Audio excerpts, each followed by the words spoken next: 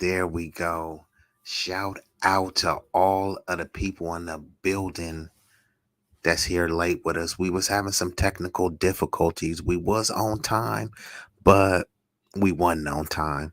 But nah, shout out to M3. We was having some difficulties with the StreamYard getting the connection right, but it looks like we are all good to rock out. Let me go ahead and let me see. I know Big Rig said he need the link. But hold on. Big Rig, I don't know why you can't just click on the link from your inbox, but hold on, let me try to pull this up. Oh, there you go. M3 did it for me. So Big Rig, you should be able to join the link, and I'm gonna just go ahead and wait for Big Rig while I do that. Y'all know what y'all tuned into. Another installment of Eazily Rig. This is B-Eazy Dat Dude.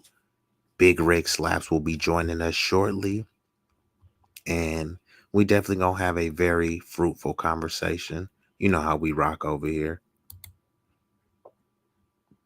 But while we are waiting, let's see who we got in the building. Go ahead and announce yourself.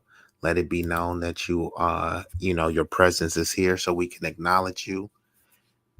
And we can shoot the ish.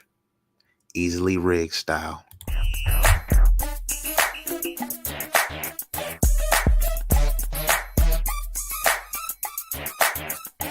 They holler who that is, hanging all out the window. Some boys and they going off the endo. Where they from? DP's all out on Miller Park. They go jump up in them scraper. See them coming up the block. Bill Clinton going dumb. All out the scraper. Stunner boys here. Mission is the major. Watch your girl before I take her, cause I'm on the strip shining. We don't move like no clock. But boy, it's big time. And lead a block to my youngster, cause boy, it's big grinding. 20-inch rims. Freaks on film. She eat her, why she eat him. You already know who game tougher than leather. We throw parties that go dumber than ever. Young niggas wildin' out, shaking they dreads. Boy, is you biz or is you smack? Cause you all out the window with a face of a triple stack. I'm money hungry, plus I need all mine. Rigs on the beat, you gon' see our shine. Why you think they call us a dummy foe? Cause we stunt and we stunt hanging out the dope. They holler who that is, hanging all out the window. Some boys and they going off the endo. Where they from? DP's all out on Miller Park. They go jump up in them scraper. See them coming up the block. They holler who that is, hanging all out the window. Some boys and they going off the endo. Where they from? DP's all out on Miller Park. They go jump up in them scraper. See them coming up the block. Every time I hit the block, boom, drop the stack time. Candy on them death things, bumping for one time. I'ma do the fool like I'm mental and ignorant. Jumping at a stop sign while I ain't giving it. Throwing up the block cause you know when I'm feeling it. We ghost ride the whip like we ain't even feeling shit. High feed, call a stunner boy. Tennis shoe every whip, now who's stunting boy? At every function, sideshow, neighborhood event. You catch me dipping in the scraper with the 16-inch flip. Reppin' PA, Menlo, Northern Cali finest. If I'm scraping past $1, mean the police right behind us. We don't care, we going on big perp and X pills. Stunner boy, they stunting the block on big wheels. Get big skrill, cause they ain't fucking with us. We in the building and we feeling like nigga with us. They holler who that is, hanging all out the window. Some boys and they going off the endo. Where they from? DP's all out on Miller Park. They go jump up in them scraper. See them coming up the block. They holler who that is, hanging all out the window. Some boys and they going off the endo. Where they from? DP's all out on Miller Park. They go jump up in them scraper. See them coming up the block. I got a few of my young niggas all out the window. Stunting up the block, niggas know what they info. We did we smacked, our rims are stacked. Plus we smoking on that perk, we leaning back. They know we coming up the block, holding the meanest stats. When you stunt like them stunners, you get mean with raps. Candy paints on the model, we mean at that. Bumping nothing less than 15s and holding us at. And we'll teach you how to stunt. All through the bay, we ride candy and bump. When we come, the show shut down. No field goals, all touchdowns. Police come, it goes down. High speed and run them through the whole town and get away. I'm not locked like Akon, supercharged kick, running on stop They holler sign. who that is, hanging all out the window. Some boys and they going off the endo. Where they from? DP's all out on Miller Park. They go jump up in them scraper. See them coming up the block. Okay, what it do? We are back in business, but hold on. Not quite. We just got one more thing to run. Easily rig.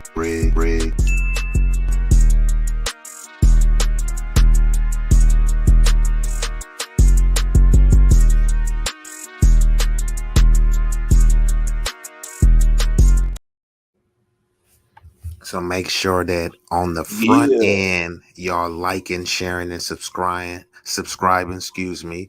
It's another installment. What's up with the guy? Oh, you know I'm big chilling, man. Big chilling, man. Okay, okay. I see you switched the profile pic up. I see you.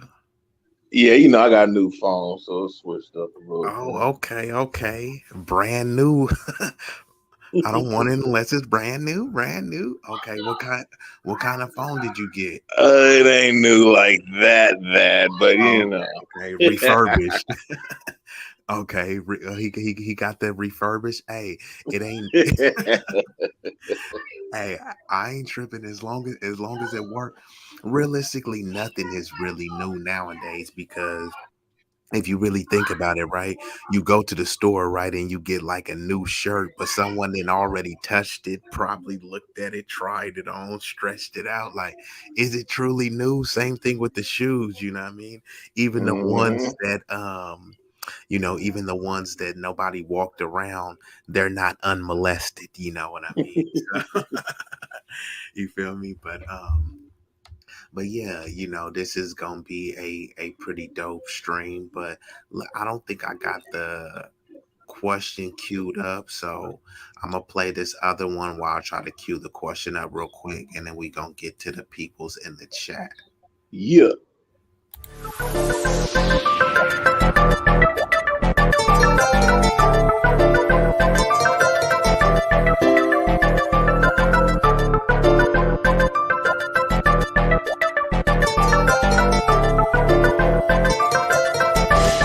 Big Rig Slap.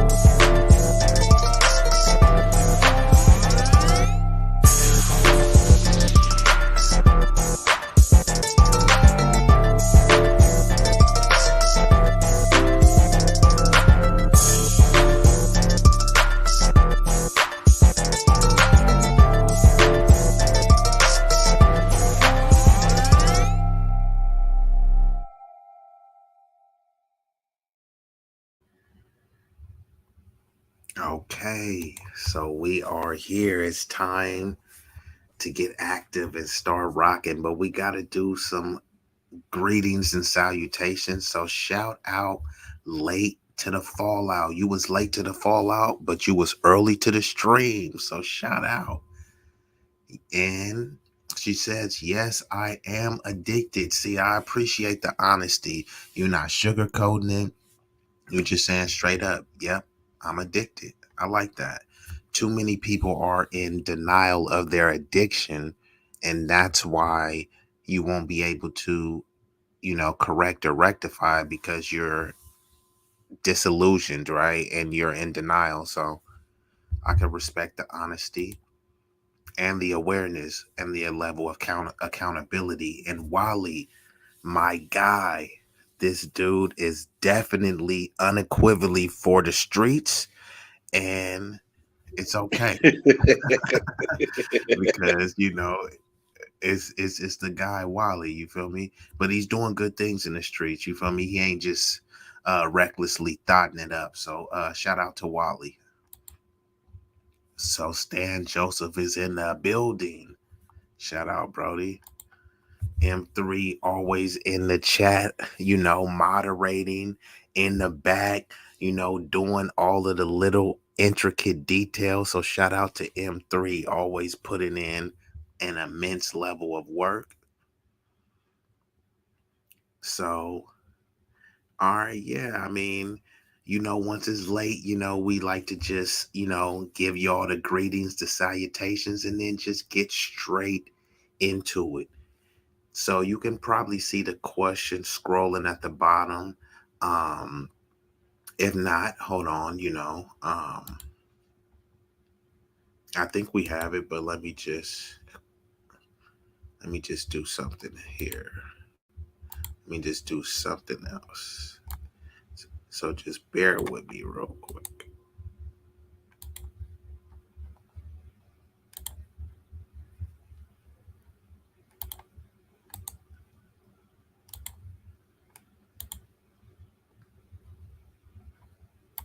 All right, bam. And you see what it says at the bottom. Get the likes up. We shouldn't, um, this is not a demand, it's just a simple request, But it looks like we got Marcus in the chat, you know what I mean? So shout out to the Brody Marcus. And yeah, I mean, let's just get straight to it. Hold on. Now you can see it. Entertainment is a drug. Are you addicted? So that's the question. That's what we truly have to ask ourselves. Entertainment is a drug. Are you addicted? So let's just get into some stats. No one has to take my word for it, but according to the most recent studies, 70% is probably more, but we'll just go with 70% as the modest number. 70% of the US population holds a social media account. 70%, and that's regardless of gender, age, etc. And basically they're projecting by 2025, which is right around the corner, that the forecast is that it's going to increase to approximately 243 million Americans will have a social media account. And some could see that as a good thing, but few will be able to list what the good things are about it. But there are quite a bit of detrimental things to it, when you talk about entertainment. And it says entertainment, and I just brought up social media, but social media isn't the only form of entertainment, because even some people that say, hey, I don't do a lot of social media, but they still are fixated and infatuated with entertainment, and they value entertainment over enlightenment. That's really most people. Entertainment is fun, right? It's soothing, it's kind of carefree, but it detaches you from reality, right? You can have all the fun in the world, you know, you going on Disneyland rides, playing and mingling with the characters, and then you come home and then there's a table filled with bills that you got to pay, right? You know, so the fun and the entertainment could only go so far. You going on girls' trips and, tricking it and making it rain at the club. That's all giving you a euphoric type of feeling, but is it really helping you or hurting you? So when I talk about entertainment, I'm not, social media is the quickest and easiest apparatus to attack, but really entertainment comes in many forms and facets. So, we like to have questions that are open ended and broad, so that's why we can dig into the nuance. What you think about the question as it's posed? So it's the topic and then the question on the back end. And that's entertainment is a drug. So first, Big Rig, do you agree that entertainment is a drug? And secondly, are you addicted to this drug? Yeah, I'm gonna keep it 100, man. Entertainment definitely is a drug, and I'm definitely addicted, bro. But what I've been trying to do, because I am aware, as I should say, of my addiction, that I try to consume other things, man. I try to consume things that are knowledgeable, or something more than just what you just see on just regular television or the news, man, or just social media. I try to put my mind into other things, man. That's the way I try to work with it. Okay.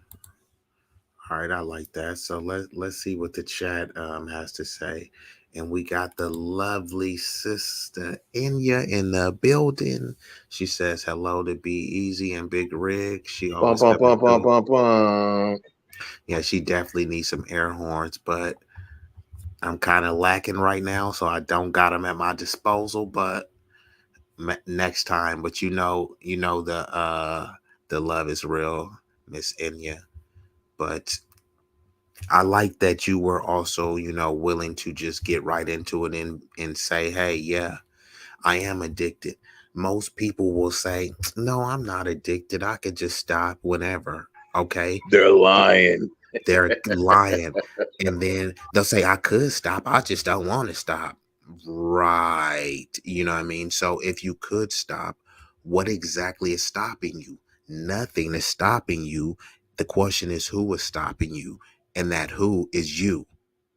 So when people are saying, no, yeah, I can stop at any time. So if you know that you can stop at any time and you know that, and I'm only speaking for the people that it's actually, you know, it's more of a con than a pro, right? I say it's essentially a nuclear weapon, right? The nuclear weapon can be used to liberate a country and save it from the foreign invaders, or it can be used to just commit heinous acts and atrocities, right? It's still the same weapon, but it's used and applied in different ways. So the entertainment, or basically where you get your entertainment from, which is usually the internet, probably some TV show or something like that, basically you can channel and harness that energy, but in a different way, right? You don't have to just sit there and be entertained all the time.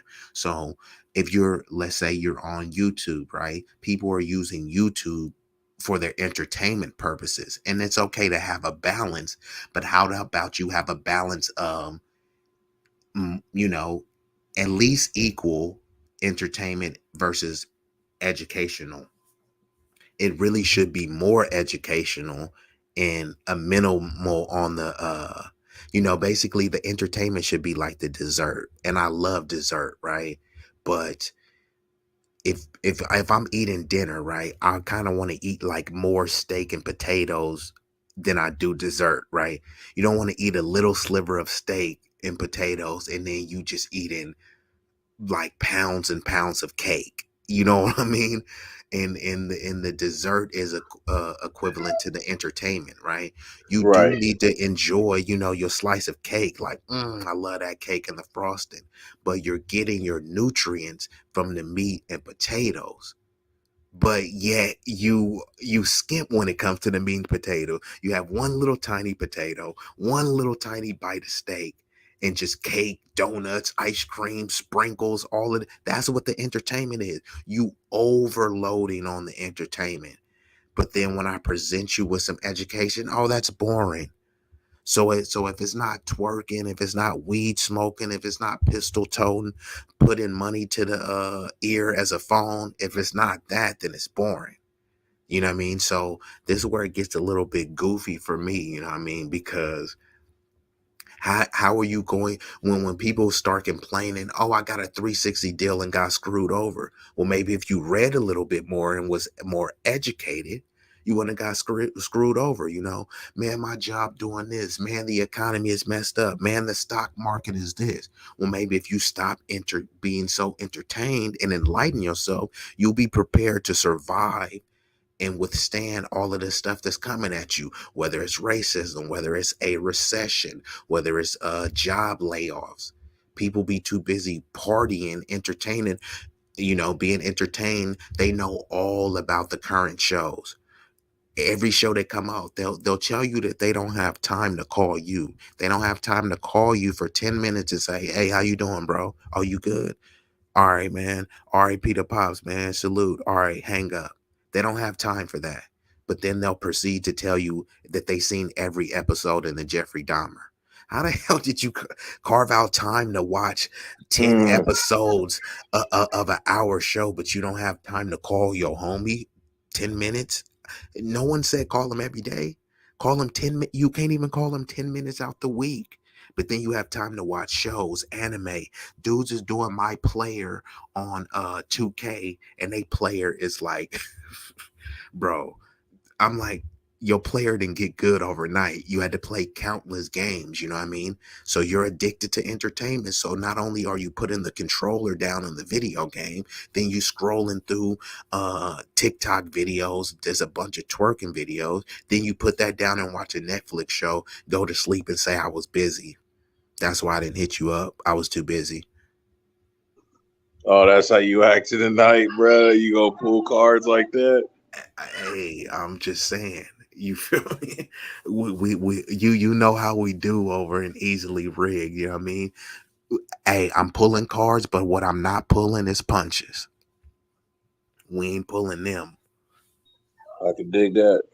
And let's see what Sister Anya says. She says entertainment is definitely addictive and should probably go to sit your tail and read rehab.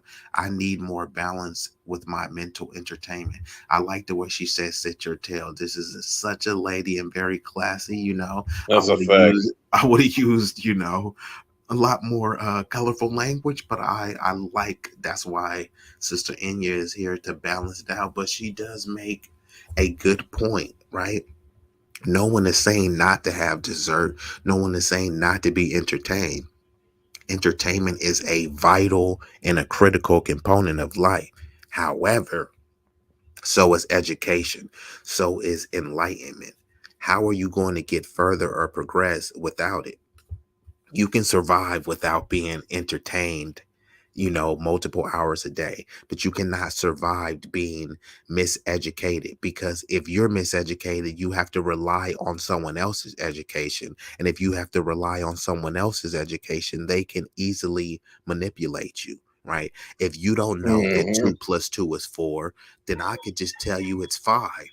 And Yep. then you can say, well, he said it was 5. It has to be right. And because you didn't do your own research, since you didn't figure out how to come to the proper and accurate conclusion, then you have to just take my word for it. Now, sometimes my word will be 100% golden, but if I see an opportunity that say, hey, maybe I want to manipulate this guy or, you know, kind of swindle him, then basically you're at the mercy of, you know, my integrity, right? Or my intentions. And it should never be like that. You know what I mean? So people need to definitely, if you don't have the information, this is the information age. So seek it out.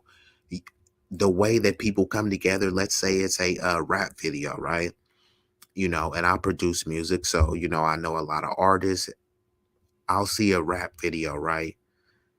20 niggas in the video, 30, 50, sometimes 100. And they look cool, right? It looks dope. A bunch of dudes smoking weed, chicks twerking, you know what I mean? Guns out, fresh, a bunch of designer stuff that none of y'all own, you know what I mean? Okay, it looks cool. And then I'll be thinking, what did those 100 people, let's give them on the low end. What did those 30 people come together to do? Make a rap video that looks just like everyone else, right? Those 30 people, they could be brilliant minds. Out of that 30 people, everyone has an immense amount of knowledge to give. Now, somebody may be more knowledgeable in stock, somebody may be more knowledgeable in fashion and stuff. What you're supposed to do is take all of that knowledge together, and I got these three, the 3C: collaborate, contribute, and create. You've already collaborated on coming together for the video. You've contributed your likeness by dancing around in the video and showing all this stuff. And you've created a production that people can go and watch. That's cool, right? But what is phenomenal about that? You creating a video that just looks like the other dude's video. You in the video with a bunch of niggas flashing a gun, smoking weed. Like you didn't even try to get anything creative out of it. So I would say, look, It's okay if you guys come together, but how about you create something? Create something that's going to be transcendent. Create something that's going to be profitable. You dancing around in the video with a bunch of cats saying, "Oh yeah, these my niggas and free my nigga." That's not doing nothing for you. It's actually not even a good look because y'all could come together to be entertained, but you can't come together to be enlightened and to educate yourself. And then you're going to turn around and be complaining. You're going to be complaining about the lack of education. You're going to be complaining about the lack of opportunities while you were being entertained.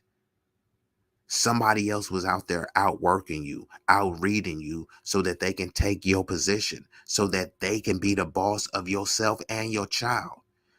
A lot of these cats got kids and you out here trying to be entertained all the time. You watching more TV than your kid. You know what I mean? You living carefree like you don't got no bills. You know what I mean? So a lot of people need to wake up, and this is not towards any specific gender. You know what I mean? I would speak more to the men, but I'm seeing the foolishness and fuckery amongst both gender. You going on random girls trips to Cabo and Mexico to be entertained and live your best life, but for what? You know what I mean? Like, what is that entertainment getting you? Some selfies that you can post on online to people that don't even really like you. You know what I mean? So I got a lot to say on this matter, Big Rig. But you know what I mean? Go ahead and get in there. No, man, that's a fact, bro. I like the way you broke that down because, like I said, I'm sure a lot of us we all fall victim to entertainment, but you got to have some type of balance, bro. And that's exactly what I was meaning on what I'm consuming. I'm consuming more of things to kind of educate me and then things of that nature than just the average stuff you see on TV. Like I said, news and social media, bro. Because that's it's gonna get you nowhere, man. You know what I'm saying? And it's gonna keep you kind of like in that box. And it's just time just gonna go by and you're gonna be just on the same hype. You know what I'm saying? So I'm just trying to level up more on when it comes to things like that, man. Because it's Well, really that's easy. Go ahead. no. I was just gonna say I didn't mean to cut you off, but I was just gonna say that's the design. It's designed to keep you in a box because people are more inclined to fake it to make it, right? And you see constant positive portrayals of not only celebrities' lives who are really living their best lives, but also your friends' lives. And your friends are ultimately, they're basically making a highlight tape of their life. And it's a really manufactured highlight tape. So if you played sports, you would know there would be games, that y'all might lose the game, but you probably made some dope plays. So if I clip those plays up and then I send it, it's like, oh, you balled out this game. But when I look at the full context, it's like, oh, y'all lost by 30 this game. But those highlights that you sent me was fire though. Right, That's what people are doing on the gram. Oh, right, look at them highlights. But if you were to like kick it with them, it's like, bro, you don't even got a car. Or it's like, right. oh, you go over to the house, like, oh, damn, like your house hella dirty. Oh, damn, you got roaches. Oh, damn, you know what I mean? Because Hmm. they've clipped up a bunch of highlights, you know what I mean? Manufactured highlights so that you think, oh, wow, man, damn, Big Rig is doing so good. I'm just a loser because I'm not on Big Rig level. And Right, then when you see Big Rig in real life, he might be catching a bus or using them 5 free right, calls. And I'm not saying that's anything wrong to anyone catching right. the bus, because It's just actually what more you put people. out there and what's Correct. reality is two different things, bro. Correct. You can't be saying that you big foreign, foreign whipping, and then I see you on the bus. It's like, where's that Panamera? Where's the range and all these cars that you claim to have? Right. And it was unnecessary. And then now, Hmm. I'm not saying you, but someone that's insecure could say, damn, look, every time I see Big Rig, he always posting a fly car. Now I'm Right. gonna go out and try to get a car that I can't afford so I could be on Big Rig level. Right. Mind you, Big Rig don't even got the car that you trying to compete with him with. Hello. That's what some, not all, but some women have done with bodies, right? Oh wow, look at her body. It's so perfect. I need to get my body like that. Her body wasn't perfect, it was perfectly bought. So now you want to, instead of working out, you want to try to perfectly buy another body when you know that it's not even within your budget. But you're so fixated on entertainment in the, because posting the selfies and doing the little TikTok videos, that's a form of entertainment too. It's not just only you consuming it, it's you also producing the entertainment. And many people produce entertainment that they don't even have any of the rights to. I know some people that literally have tens of thousands of followers. And I'm like, bro, are you monetized? And they're like, no, I never even thought of that. So they just get a rush of people liking their photos, but they don't even think enough practically and pragmatic enough to capitalize and monetize on it. So you're spending hours upon hours, thousands of followers and subscribers that you just squander, because not only is entertainment a drug, attention, is probably one of the most powerful drugs. So when people get a dose and a whiff and are snorting lines of attention, they don't even think about who needs the money, right? Who needs the money when I'm high off of attention? You feel me? The attention is basically, if y'all seen American Gangster, attention is basically blue magic. But let's see.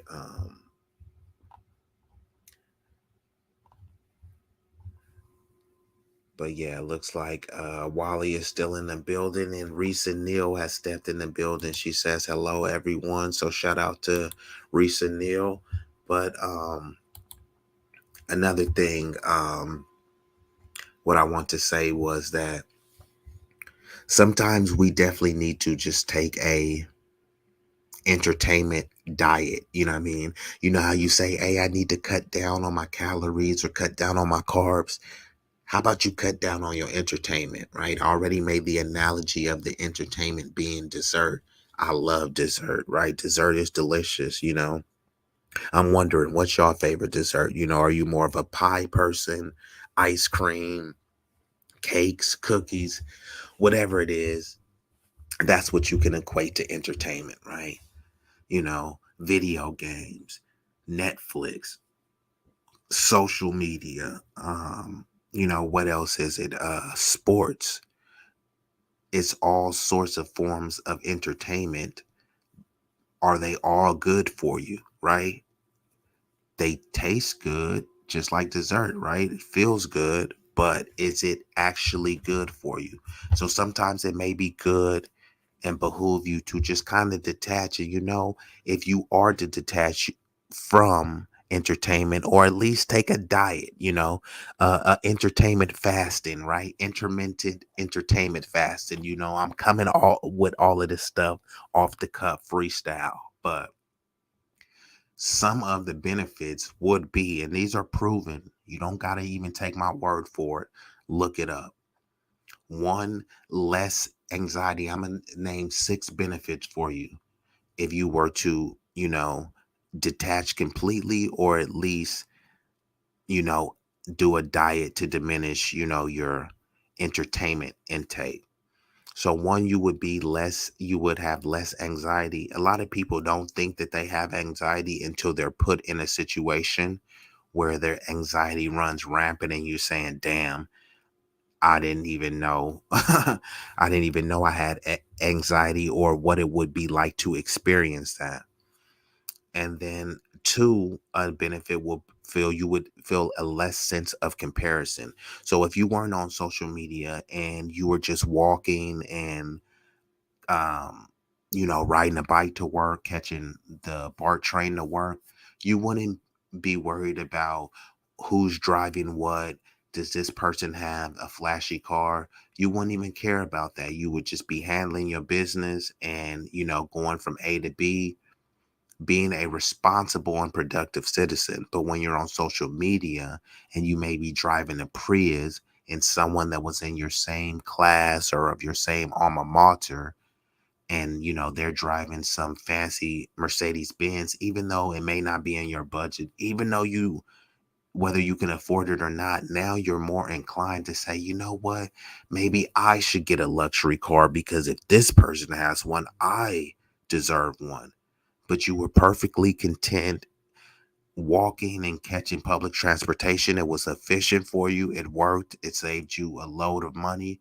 But now, due to social media, entertainment, and you thinking that you need to fit into the materialistic components of our society, you kind of succumb to that capitalistic materialistic pressure. But if you also were to detach and go on a entertainment diet, you would definitely have more of a peace of mind, because you would wake up and feel free to just do whatever you want, actually live your best life, not run to social media and pretend to live your best life. And there will also be 4 more productive days. Your days would be more productive because if you calculated the amount of hours, and your phone does it for you, people just don't want to look, because they'll be like, damn, I spent that much time. If you go on YouTube, it will say how many hours you spent on there. I'm pretty sure they have it on these other apps too, but people don't want to look at how much time they're spending on these apps, because they know, oh, damn, I spent 4 hours on here. Oh, I spent 6 hours. They say on average, depending on the age, most people spend anywhere from 2 on the low end to 8 hours per day. And these are like kind of average, modest numbers. They could fluctuate, but most people are in that, in the range of, between 4 to 6. If you collectively add it up, Facebook, Instagram, TikTok, Snapchat, all of them, collectively, you know, uh, the time could get up there. So some people will spend 4 hours on being entertained, but say they don't have 20 minutes or 30 minutes to listen to a few chapters of an audio book. Quite goofy, but I don't even entertain those discussions because I know it's BS. But number 5, there will be more realness, and more realness is by that is, you can have conversations and just be yourself. You can walk by someone and say hi. Um, you can actually have a conversation. You don't have to let your technology shield you. So That what's doesn't up? exist anymore, B. You know that. I know, and that's why That's I'm what's getting. terrible. That's why these are supposed to be tips to create the existence, or rekindle the existence. You know what I mean? Because essentially now people are using the technology as a shield from other people, so they don't have to interact with them, right? um I'm gonna text you so I don't have to call you, right? If I'm walking down the street, I don't want to look at you, so I'm just gonna look at my phone, and oh, my bad, I didn't see you, I was just into my phone, right? Or someone's walking in the phone and then they walk in the crosswalk and get hit by the car, right? And it's like, hey, they should have been looking where they're going, but then also the driver should have been looking where he's going. You see what I'm saying? Like, it's like everyone is not paying, and the driver probably hit that person because he was driving on the phone trying to make a video singing, while he was driving. A chick crossing the street not looking because she's on her phone trying to take a selfie. So if we were to able to detach, it would be more real interactions with each other, where we can say, hey, look at this person walking down the street. Hey, do you got directions to to this?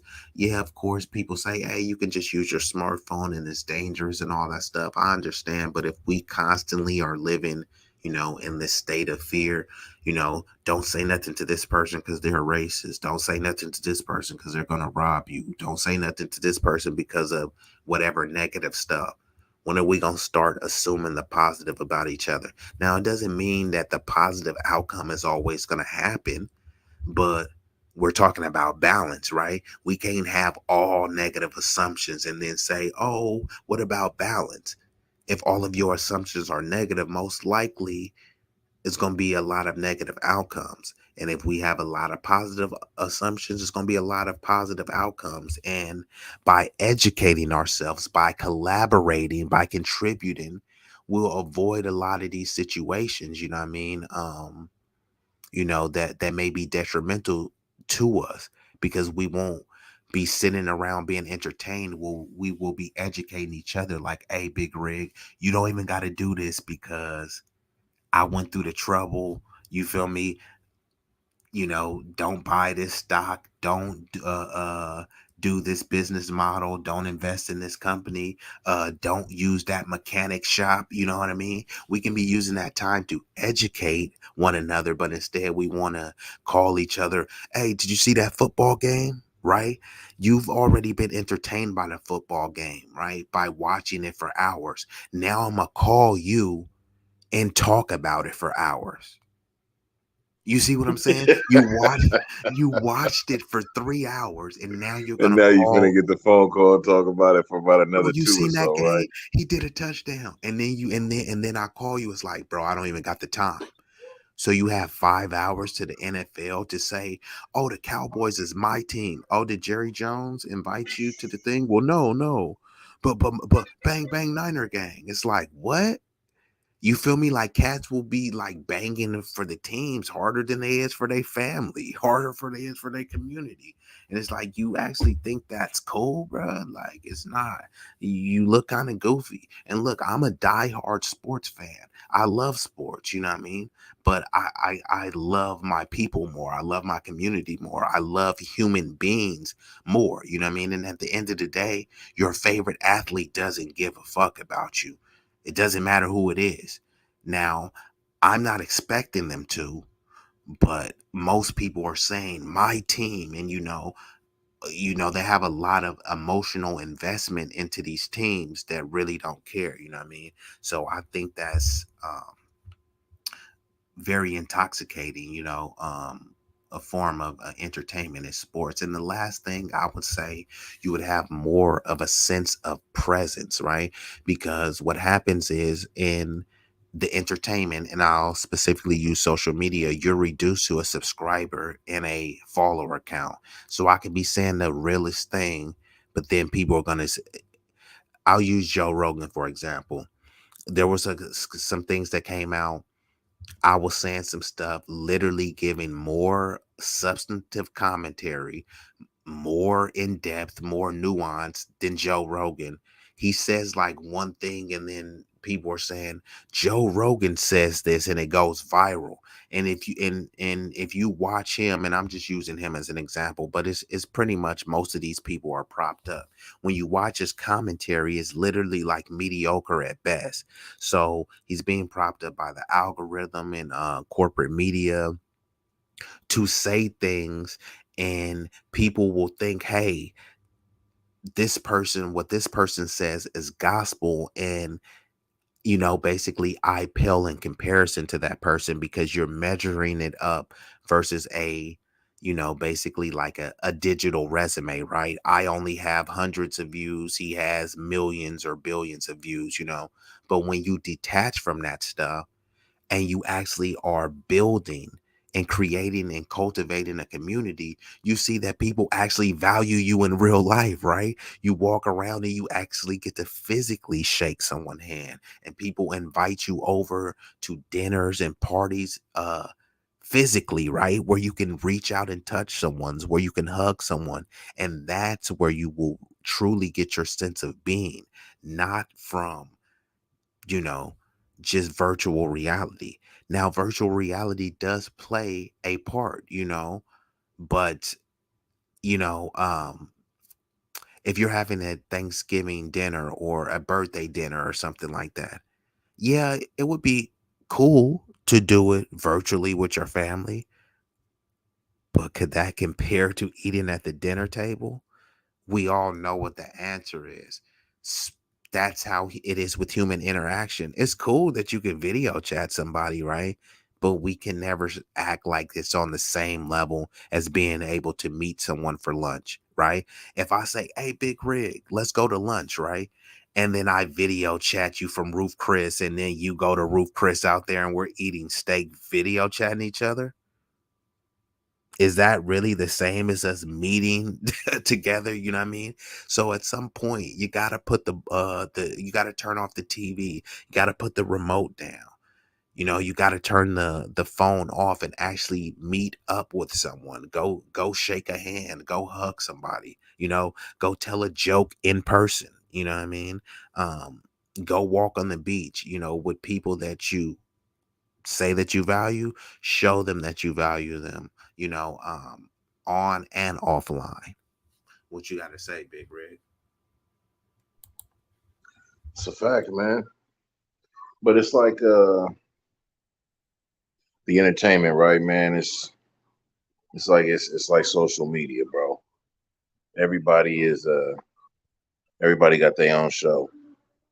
Ever since social media, everybody got their own show, man. They got their own channel, 24 hours a day. You know what I'm saying? It's cribs. It's a it's a flip your ride. It's all that, man. You know what I'm saying? The wardrobe, even down to the food. You know what I'm saying? Like it's entertainment, bro. Bro, don't It's get me wild. started with that food, bro. Please don't get me started with the food, bro. Hey, I'm guilty myself. I mean, I gotta keep it 100. You know what I'm saying? And it's just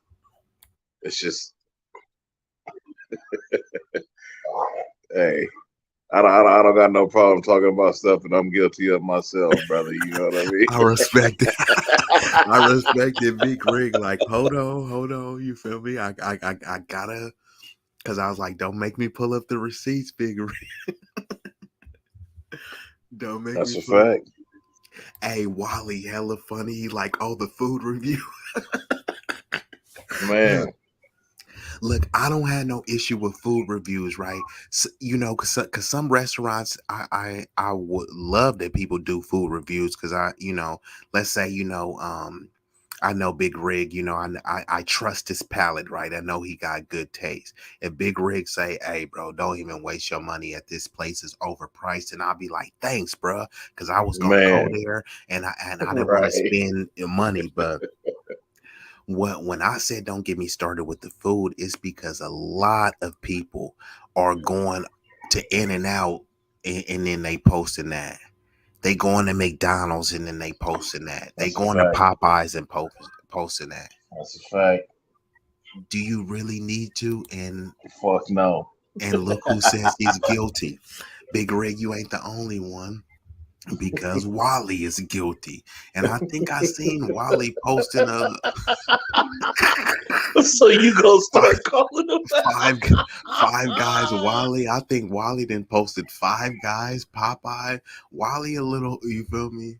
Wally be wilding. He be, While I they thought he posting the was Popeyes on the Tuesday, oh, huh? oh, that's what I'm like. I thought Wally worked with the Food Network. The way Wally be Wally, aka MC Plates, that boy got more play. But let's see, let's go back up and see what else he says.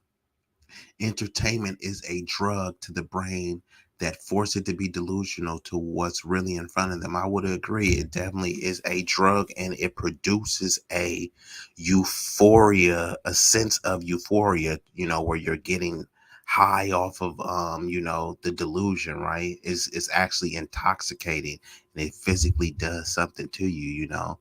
Maybe your body is tingling, or you know, get a lot of energy, like you know, a rush or a chill through your spine. But it's definitely a drug, you know, and not all drugs affect people the same, right?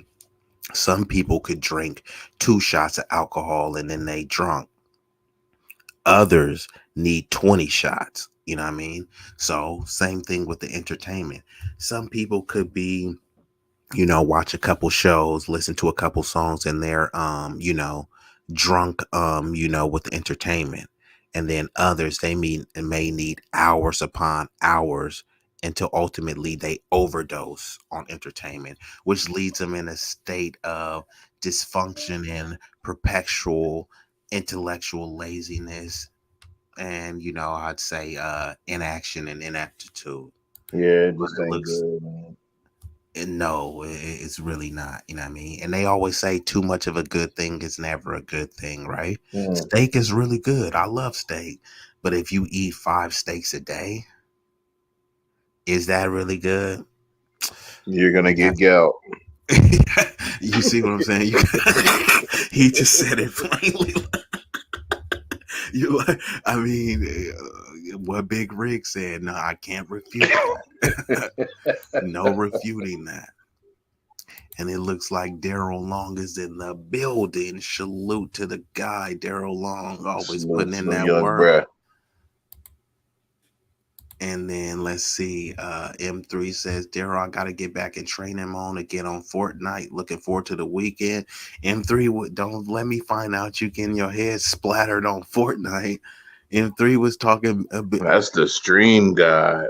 Yeah, M3 was talking big smack, but don't let me find out you getting splattered.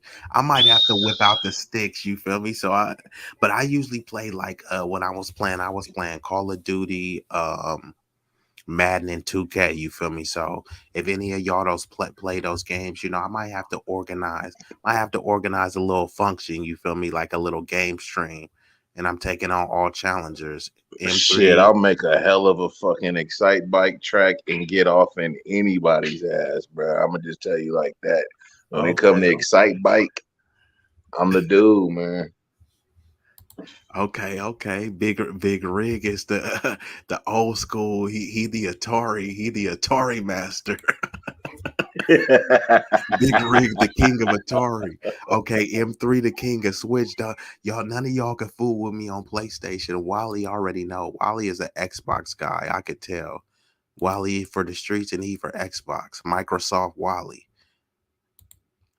I was kind of taking Wally as even a step above that, like on that computer game Shout out level. to the You feel gray me? pill. You know what? Wally do look like a little computer nerd. Yeah, Like, he you looked like feel he me? be playing them super Yeah. just. Or we call him a blurred, a black nerd. Yeah, shout out to Wally, the king of the blurred. Shout Yeah, out to Wally Wally. ain't fucking with no Xbox. That brother got a cold ass computer built up with LEDs in it. You know what I'm saying? Wally got an intercooler. This guy got an He got a intercooler. computer with a radiator. He got it all, bro. Damn, a transmission with a 454 Four in it. terabyte drives. Shout out to Wally, man. And She Stole My Thunder is in the building. Shout out to She Stole My Thunder. Ooh, wee, that's a cold name. Oh damn, Wally! Like keep talking. He threatening me. I don't want to, cause Wally he know all that computer stuff. Don't hack me, Brody. Don't hack me, Wally. I know you are. I know He'll you take don't. your picture and spin it, bro. Exactly. That boy Wally been plotting. And the Great Bill says M3 my boy, but I've seen this dude in action on Mario Kart. Respectfully, he trash. Shout out to Great Bill. Hey, bro, if I had some air horns, I would definitely have to give you the air horn. Come on, M3, bro. He said respectfully, he's trash, bro. M3, I love you, but they are saying that you are trash. And since I On a and, fucking Mario Kart game, and, bro. and M3, since you are bilingual, you know what I mean. They saying you are basura, not just trash, but basura. But Damn, M3, you need to stay off that stream if they talking about you mean, brother. That's cold, bro. M3, you're gonna have to get a couple run, you're gonna have to get a couple more runs in. Now, Great Pill, you are talking spicy. If you saying that M3 is trash, you gotta challenge him for a duel, bruh. Like you know what I mean? Like that's kind of how it goes, right?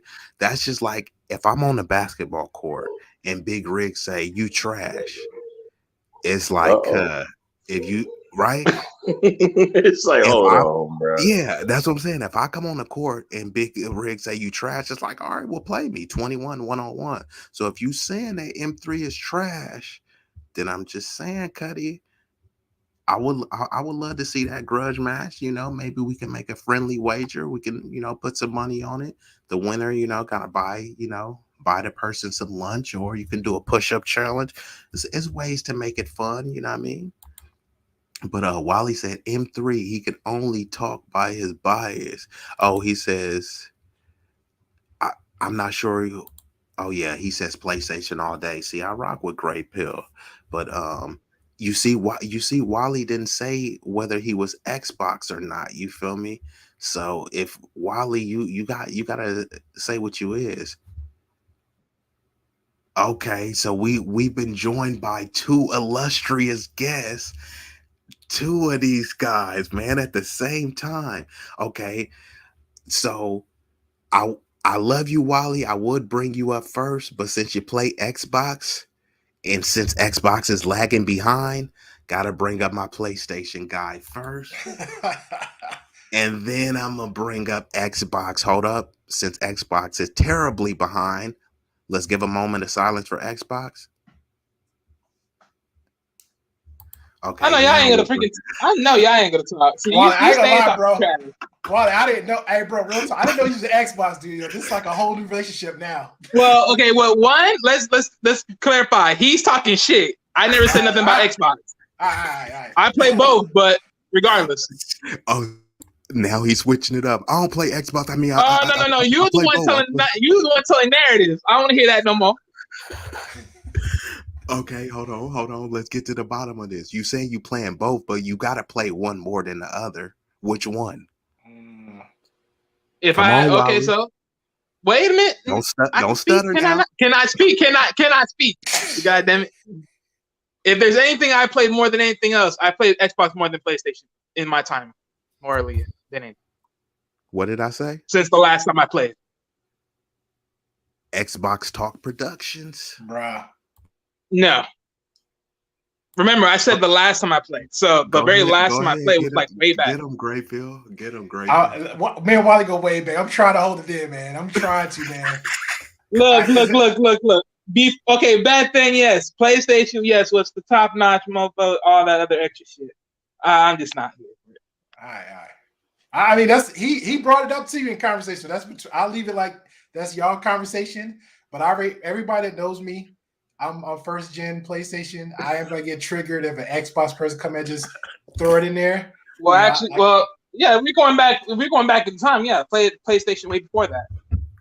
Paging M3. We need you. Paging M3. Oh yeah, we got to settle that. We got to settle the trash. I got my own conversation to do right now. You know. Yeah. Hey, but hold on, Wally. It sounded like you was trying to make a case that like Xbox was ever. Oh shit! Ever You want to say? Oh wait. Was I making a case? Yeah, there is a case. The case is we on Xbox can literally actually play games from future freaking stations, unlike you guys. What do you mean? Ain't nobody playing them old ass games. Wally, stop. Yeah. Don't you dare. You know good and well. You wish you could play PlayStation 2 games or anything else back from then on the current one. Don't do that. Don't you dare. You know that. Can I ask a question? Can I ask a question? What happened with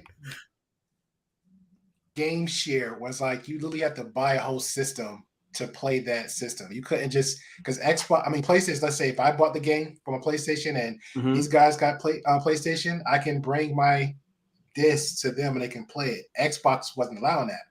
You do remember that, right? Remember when the whole president? If that was at the beginning, no, I wasn't around. I didn't know that information. At that time, I wasn't playing Xbox. Wally? Okay, so when'd you get Xbox, bro? Because this wasn't that long ago. Like, was like 2 years ago? That's what I'm saying. No, look. That's what you got to remember.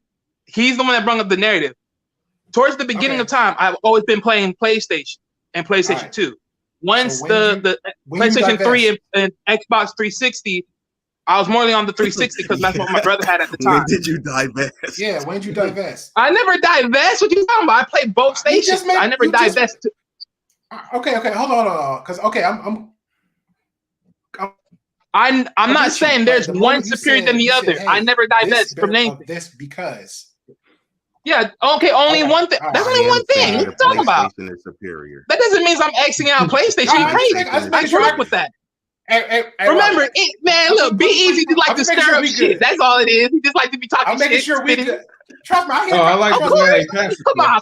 I'm not delusional. I ain't worried about these. I'm trying to make sure me and you good with the conversation. You know what I'm saying? Of course. All right. I just want to make sure no word salad is involved. But I'm gonna go ahead and put my stamp on it now. PlayStation is better. I'm gonna put my stamp on it. Now, if you want it now, it's your choice. Because I have a homeboy that did this. Now, if you want to retire the PlayStation and go PC, I can't hold you. But between Xbox and PlayStation, motherfucker got to choose in my household. I'm just saying, I'm just leaving like that. Hey, look. I always say this. Choose. Wally non-binary. How can you choose? Look, on PlayStation, there's God of War. On Xbox, there's something else.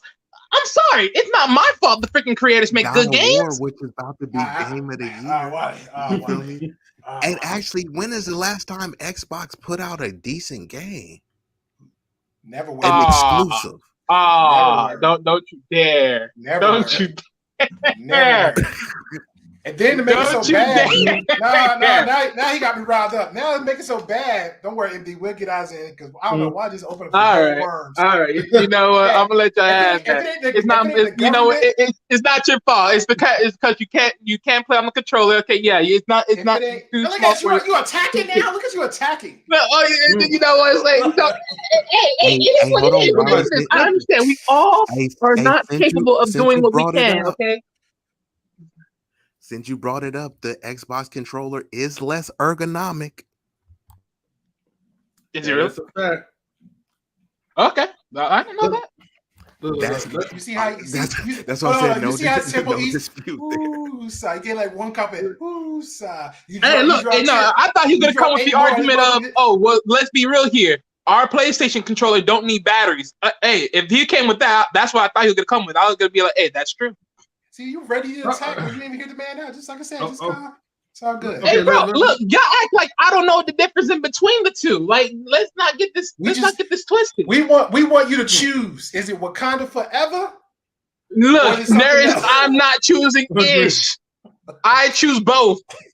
And he so basically, the Battletoad over like the Wakanda system. You know what I mean? Hey, yeah, that's what I'm saying. He choose what's that Mexican superhero dude? Hey, these brothers really choose entertainment, man. These brothers choose entertainment. Let me see. Hey, hold on. Okay. You know what? I'm glad you mentioned the entertainment part because this is the entertainment that brings the delivery. We gotta let M3 cook because M3 look kind of triggered. But hold on, I gotta set the stage. We gotta set the stage, right? Because you know this is how we do it over here. You know, we like to have constructive conversations. Mm-hmm. And as Great Bill says, he says M3 is my boy, man. We all love here. I seen this dude in action. Respectfully, he is trash. Now, M3, I have seen you in action.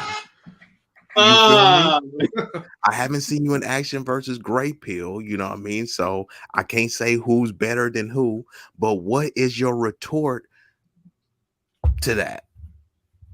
Well, my retort is that, like, we all know that Great Pill is the first generation person of the PlayStation Network. So basically what I'm saying is that that's all he pretty much knows. But you got to really have the full experience online, Great Pill, right? To play Mario Kart 8 Deluxe and try to see if you could go head to head, you know, against all the Japanese players. When there's one black person like me versus 11 Japanese players that jump on me. I mean, look, man, where's the black hate card at? I'm just saying, though. I'm getting mollywopped online. B-Eazy, man. Am I allowed to speak now? Go ahead. B-Eazy. Okay. First M3, was that your last thought, M3? No, that's just a snippet. All right, cool. Yeah, okay, I hope it was a snippet, brother, because you didn't speak on nothing about you being trash. First of all, in the respect of the YouTube streets, I don't know why you threw out the black card. What's going on here? That's personal attacks. You know, hominids attacks right there. That's personal. Oh, that's not personal. I don't know why you threw race in there, sir. I don't know why you threw race in there. That's just a little bit, a little extra. Now, number two, I get what you're saying about the whole Japanese tag team, right? But you had somebody to partner with, so you could have made do. I don't give a crap if it was 2 and 8. No, I had no partner. You must be talking about the person you was working with, the person you was playing with. No. She wasn't playing online. She don't have a system yet. Okay. She was just pretty much giving moral support. But the friend that was playing with me online, right, was also actually, it's pretty much a free fall in that game. But you know what I mean. Anything goes in Mario Kart. All right, I'm gonna give you a baby pass, but since you mentioned the excuse of the Japanese people, and that's your excuse, right, of you not being that good because you can't take on 4 or 6 out of 3 people, and the other 2 is your friends, and they're giving you more support. If they're giving you more support, they should have ran their ass off that road, hit them with the toes and the mushrooms, all that stuff. You'd have been at least in 3rd place. For almost an hour and a half. I'm gonna go ahead and say 2 to be fair, but an hour and a half, you was holding down 6th, 7th, 8th place like it was your BITCH. And I'm gonna say BITCH because you threw the black card on me. You know? Now, since I was throwing the black card at them, but go ahead, yeah. Well, I'm taking a jab because I'm the only black man right here that you're talking to. But now, since you did clarify that I am the 1st generation, so that means I know it from the beginning up to the end. So that does not disqualify me just because I can't grab a controller. I'm not going to know. I'm self-attainable, very adaptable. I've been holding all championship belts from PlayStation, Super Nintendo, NES, and everything else. All right. Hold on, Great Pill. Are you saying you play PlayStation, but you saying that you adapt to whatever system? And I'll give an example. The last time I played the last 3 past Mortal Kombat, right? Never played Mortal Kombat in years. Went to my homeboy's house. His cousin was good. Doing all the rah-rah talk. After every other loss, I was adapting. I'll pull off one move, then a second move. Then I start getting closer. Now he's sitting there. He's nervous now. He's easing up in the seat, catching. That's me. All right? I'm very adaptable. Now, the fact that Mario is like an old school game of mine. I know the ins and outs. I don't think it's going to faze me if I grab one to the new sticks and just start doing my thing. So basically, you say you're a top tier player, though. Kind of like more like I have receipts. I definitely have receipts. Okay, I'm saying, Great Pill, you are talking a little bit spicy, bro. Yeah, I am B-Eazy. Hey, they all say right. The more they talk, right, you gotta. You'll see how. What you say, Wally? Yeah, let me ask you one question. Do you play Street Fighter? Who, me? Yes. No, I'm talking about B-Eazy. Street Fighter? I haven't played Street Fighter in a minute. Honestly, to be honest, bro, I don't really be gaming like that, but I used to game, and when I did, I only played the same games, bro. Call of Duty, Madden, and 2K. I had a bunch of other games, but I didn't have time to play it. I had God of War, Metal Gear, Killzone. I just didn't have time to play them. Right now, it's like, to be fair, let me get this straight. You over here, Josh and me, talking about my black ass, but yet you over here gonna tell me you only play 3 exact games. You can't be serious. Hey, but I was only talking about you and I was only talking about you and your being an Xbox stan. All the games I named was for PlayStation. Exactly. I can play PlayStation. Any similar game that's on PlayStation or Xbox, I can play on PlayStation. Bruh. That's the issue. You could play PlayStation, but you choose Xbox. Well, no, that's the last station that I actually had to my name. Basically, what Wally does is just like, hey, bro, you want this authentic taco from a taqueria? And Wally is like, nah, I'll take Taco Bell. Bruh. I'll take Taco Bell. Like, bro, you don't want the authentic. No. And Xbox is Taco Bell and PlayStation is the taqueria. You know this, Wally. No. Wally said, I'm gonna get me a win regardless. Wally said, I'm gonna get me a win regardless. Mother love keeps telling me that. You ain't telling me that. I asked you a specific question, goddamn. But hold on. This took a turn for the interesting. I'm not gonna say for the words, but I like where this is going, and we gonna really get back into the discussion. But Grey Pill came in here spicy, and I gotta know because I'm really curious about his skills, and I'm with M3. Grey Pill, the way you articulated yourself. I would put some money on you in a video game contest. However, like M3 is saying, you don't win these video games by talking people to death. You actually got to get on the sticks and do something. So By the way you first you talking, gotta get the system first, and then like you gotta have the actual receipts. that's what I'm saying. Like M3 saying he at least got receipts on the Switch. Okay. Great Pill, do you got any receipts on the Switch? On the current Or with Smash Bros. Period? on the current system that he's speaking of, no, I do not. So I will be honest about that. But the fact that we doing that in 3?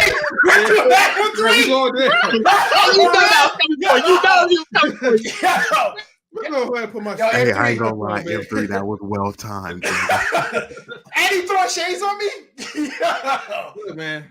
Yo. So hey, look, man. Like I said, man. I'm telling you, man, the old penny. It's the difference when people's all talk, man. Look, you're showing you give us paper trails though, but we gotta see the actual paper. We gotta see the certificates. Okay. Until you're able to see the certificates, though, I mean, you can keep talking, but your point is not valid right now. Okay. All right. Hold on, I'm gonna give you another one. All right, we'll do this, man, because it's been a long time since I had to make a full example of another generation person. I mean, a full example. And you know what? And just to make this, and this is another game I played before. And I'm gonna give an example. This is one of my homeboys. This is some not current, but previous receipts. And he was all happy-go-lucky and had the same energy like you. So I'm gonna go ahead and find the link of my old gaming channel. It ain't that old because I do my stuff. I only play 2, like B-Eazy was saying. People got a life, so you pretty much got a preference. You pick 2 or pick 1, you stick on it and play. So that's pretty much me. So anybody can always find me on, Yu-Gi-Oh, the new one and the old one, or DC Universe Online. So with that being said, one of my homeboys running this same energy like you, got him on. I literally had to do crying in 4K, on a live stream. Now, all right, so I'm gonna put that link in there in the back. Y'all can play with the show, do whatever. But now I will go out my way, dig into funds, look for the same game I just saw you play. All right, in the system. I'm gonna ask just for some grace. Give me some time to put my hands on a little bit, and then I'll come back with the challenge, and we can go at it right here on your platform. Okay, hold on. What's the grace, bruh? What's the grace? Ask M3, what's a fair grace period? A month, 2 months? No, he's adaptable though. Yeah, but it's the holidays, man. But it's the holidays. I mean, come on now, Christmas. Come on. Oh, no. I'm just saying though. What's the grace? Like, what do you need? I want to see this showdown. All right, look. Okay, M3, 'tis the season. I know, right? So look. I'll give him about like 2 weeks then. Okay? 2 weeks? You think 2 weeks? I'm giving you grace. Look, I could give you 3 days. Man, it's the holidays. We grown. We ain't 18, 21 no more. Everybody can throw around money, Can I at least get to after the new year? Let me pay some bills. Okay, so let me basically get some gifts back in. So let basically, me get time to get a the year receipt. from now, right? You want me to give you like a year? Oh shit, we doing that? I ain't gonna lie, yo. If you give me a year, yo, M3 starting to get his talk on. Talk your talk, brother. That's right. Talk your talk, brother. I know. We'll make it. Yeah, no worries. Just take your time. Hey, look, whenever you're ready, you let me know. All right. M3 throwing the spice back. I like that's all good. I'm gonna sit on it. Okay. Hey, that'll be epic. Wait, okay, so is it just only for Mario Kart, or what about Smash? You play? So I know you play fighting games, but do you play? Yeah, but I don't mind playing Smash, but I just didn't really. That wasn't my forte. Okay. Street Fighter, Mortal Kombat. Okay, we'll make it fair. Like Mario Kart match or whatever. Yeah, I'm down with Mario Kart. I'm down with Mario Kart. Yeah, that I think that would be neutral then, right? Yeah, Mario Kart. Game. Okay. Yeah, especially if it's like again, I guess it was random the map she was on because it was like mostly the Japanese was in there mostly. So that kind of be fair. Yeah, we can play with the Japanese. Just make sure you throw them toes, man. Throw them toes. I don't know nothing about that. I heard him say it. Throw them toes, man.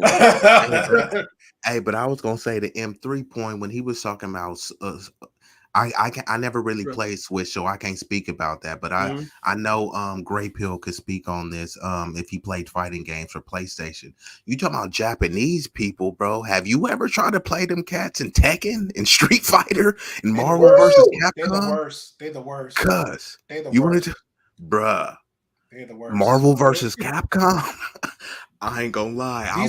These dudes can look the full combo and Tekken. They'll pull it off in like 0.3 seconds. Like it's crazy. Perfect. I'm like, Yeah. No stalling. No stalling. Don't matter if it's lag or no lag, they know how to do it perfectly. Yeah, even the because I was just recently watching the tournaments for Tekken. They got two top players. This is Black dude's Asian guy. And then I saw one for it was a Street Fighter. It was a Dragon Ball Z. I think the newest one. That was crazy too, because it's like pretty much like a 3-on-3. You could switch up the players. Oh, and you know which other one, Gray Pill? That Mortal Kombat is insane. Yes, bro. With them combos, I used to play when they had that combo. You do like, I think it's like the gore code is like back AB or something on like Sega Genesis. But now, cause they got all those special characters. They got like Freddy Krueger and Jason and Rambo. The last time I played was mine was I think it was 8 or 11 where Scorpion, you pretty much you could switch up the weapons. Like he'll have the sword and have something else. Sonya Blade had she was either doing the hand combos or she had like the staff, something like that. That was the one I last played. After that, I just watched and enjoyed the storyline. Yeah, I'm not gonna lie. It was so intense, bro. I used to be like, man, why would somebody watch these like why would you watch someone play? And then my cousin entered a tournament and they was just too good. It's like, bro, I could not enter this tournament, but I will watch.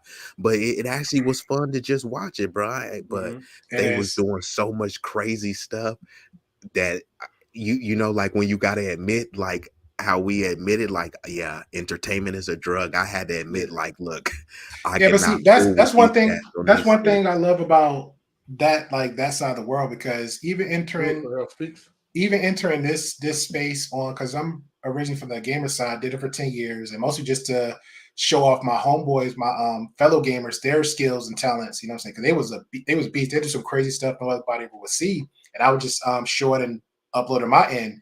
And then everybody got life, so you stick to the one or you just leave. And when I came up here to the podcast, I said, hey, do I want to do podcasts? And I just want to do pre-records on stuff. So meeting so many different interesting people on the space that it's like I saw so much more drama than positive people. And the first thought I had was that would make more sense if these selected people, the characters, their personality was on the gamer side, because over there you got the yelling, the screaming, the trash talking. If I log in, as soon as I come on, I remember a guy used to just not troll me, but go out his way purposely to catfish me for 4 months. And I thought it was funny.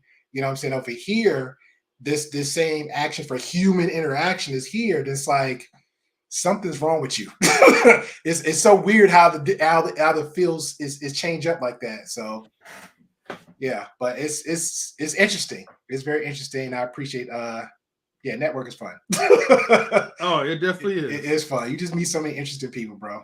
But the gamer life is a whole different world versus here. So it is what it is. Yeah. But I do have to add on to this though. Xbox totally sucks. Thank you. I'm just being for real on that. Thank you. Sorry, Wally. I think we all agree with that, except for Wally. He the only one holding strong on to it. Wally's like an old man that's stuck in his ways on it. It's okay. Sometimes we make mistakes, but we can redeem it. Look, I don't want to hear it. I don't want to hear it because I don't. All the games you're talking about that's exclusive for Xbox, right? Hold on, M3. M3, he couldn't name any games that was exclusive. I asked him what's the exclusive games for Xbox. You got some good ears, B-Eazy. Okay, hello. Halo, for one, that's exclusive. And that was your first one you did name. That was the first one. Because I didn't hear him ask me the first time. I didn't hear him ask me what different games are there. Okay, my bad. Well, okay, let me give you a little history. Wally hostile. I know. Nah, I ain't hostile. Talk about his girlfriend, man. Just like you like to talk shit, I like to talk shit too. Okay. Let me give you guys some history a little bit. Okay, have you guys ever heard of a company called Rare? I haven't. Okay, so Rare are the makers of like the Donkey series, like the old school Donkey arcade, Donkey Country 1, 2, and 3, and all that. And what's it called? Conquer, Banjo-Kazooie, and all that. So when Rare was working for Nintendo, okay, I mean Rare was putting some good work for Nintendo's industry. But when Microsoft, which is Xbox or whatever, Xbox owned by Microsoft, when they bought Rare, okay, most of the games, right, the Banjo-Kazooie games, the Conker's, Bad Fur Day, whatever, they all got screwed up. They messed up the textures of like the Banjo-Kazooie games. Matter of fact, the game, like Rare only made probably like 1 or 2 games, and that was it. Never heard about Rare ever since. Then when they tried to bring back Battletoads, Nintendo's used to be Nintendo's classic. I mean, somehow Microsoft manages to screw that up too. So you do have low classics that was remade into pretty much trash, and Xbox don't really have like that. The only thing that Xbox really had right was like that stupid remember like that little Xbox Eye, like where you could just like run around and do like motion stuff. That was the only thing that they had. Xbox Connect. I think so, yeah. But other than that, like Xbox is not really like a notable type of system. Like you don't really have that much games that you could say like, oh man, this is worth getting an Xbox. I'm gonna be honest, bro. When they did that sneaky, underhanded bullshit, where because like I said, I was a hardcore Street Fighter fan, and it was for Nintendo, it was for PlayStation, all the little generations, Alpha. I had them all. Yeah. And out of nowhere, I'm expecting for the next one to come. Xbox got it, and I was like, "What the hell is this?" It's not even. It wasn't for PlayStation after that for a long period of time. Like, what's going on? And then the next Street Fighter or Killer Instinct? No, it was like a Street Fighter. Okay. Street Fighter. Didn't they do that with Killer Instinct too? Well, Killer Instinct is owned by Rare, which they now go to Xbox. Yeah, that's what I'm saying. I think they came out with I don't know. I never heard nobody talk about how good it was, so it probably was trash. And Killer Instinct was a classic, bro. It's a classic. I still got the CD. The music CD where it gives you the bonus track, like it'll keep skipping all the way to 30. So what you had? You had the music CD or the Sega CD? I had the music CD. Oh, okay. Yeah, because it'd go up to like I guess like 12, 11, and then it'll skip, and I guess it gets you a 30, like supposed to be a 30 combo. Then it'll play a bonus track. Wow. Yeah.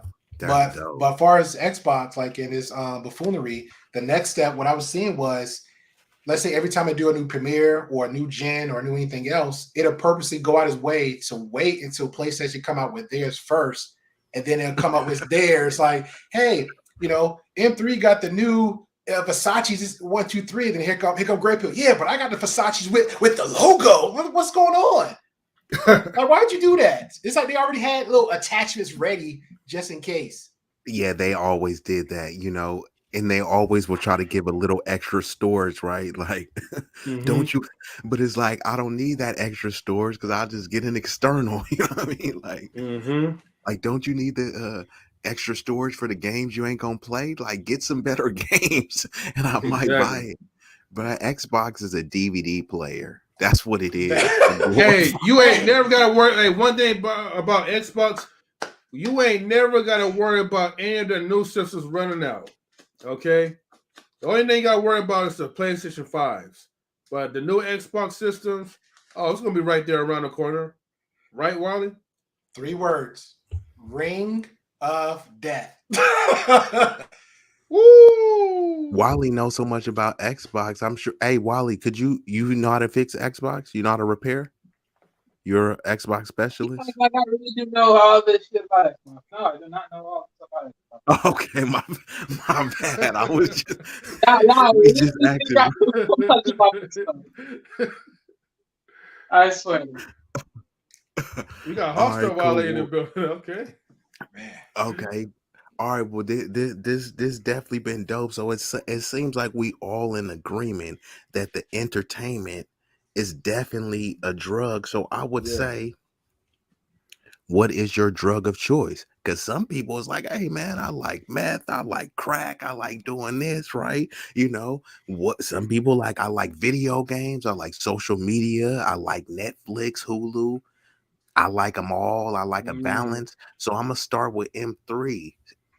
Man, pertaining to entertainment, what is your drug of choice, or are you just having a drug cocktail, or what? What's a drug cocktail? You know what? I would have to choose like YouTube as my drug of choice, man, because I'm so like, center around that, I mean, we do these shows, I'm watching other people do their shows through the support and, constantly like I'm always like in YouTube studio just watching the subscriber count. So not a day goes by, man, that I'm not like on YouTube. So That's a good one. So let me ask you one more before I go. Bless you before I go on to Wally. Bless you, brother. Bless you, brother. Actually, let me go on to Wally while M3 clean the boogers out his nose. So let me go. So you there, Wally? Yeah, I'm there. Okay. So Wally, besides Xbox, what is your other drug of choice? My other drug of choice. Let's see. I got a few of them. Since I don't have a station no more, I usually Xbox play 360 and Xbox One. The last time I had an Xbox was Xbox 360. That's for sure a DVD player. And I ain't gonna hear the disrespect, goddamn. My bad, Wally. Go ahead and rock out. What's your drug of choice? I don't even think my son was born when the Xbox 360 came out. Congratulations.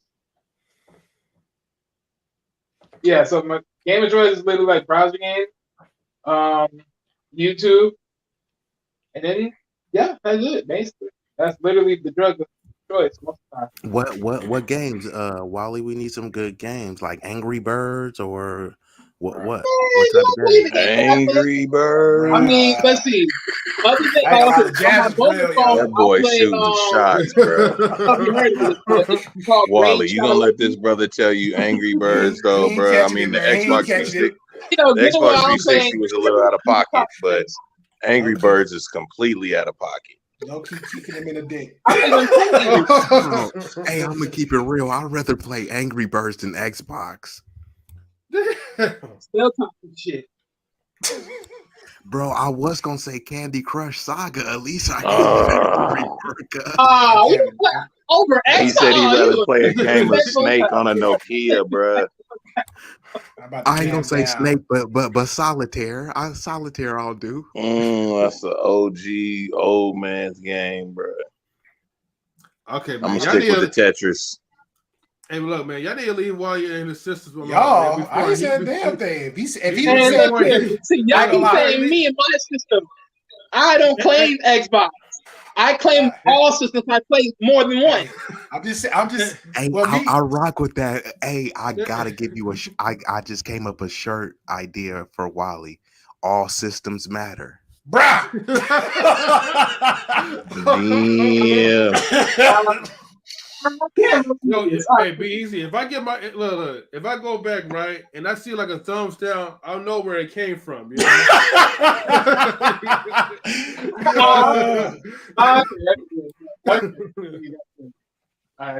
I'm messing with you.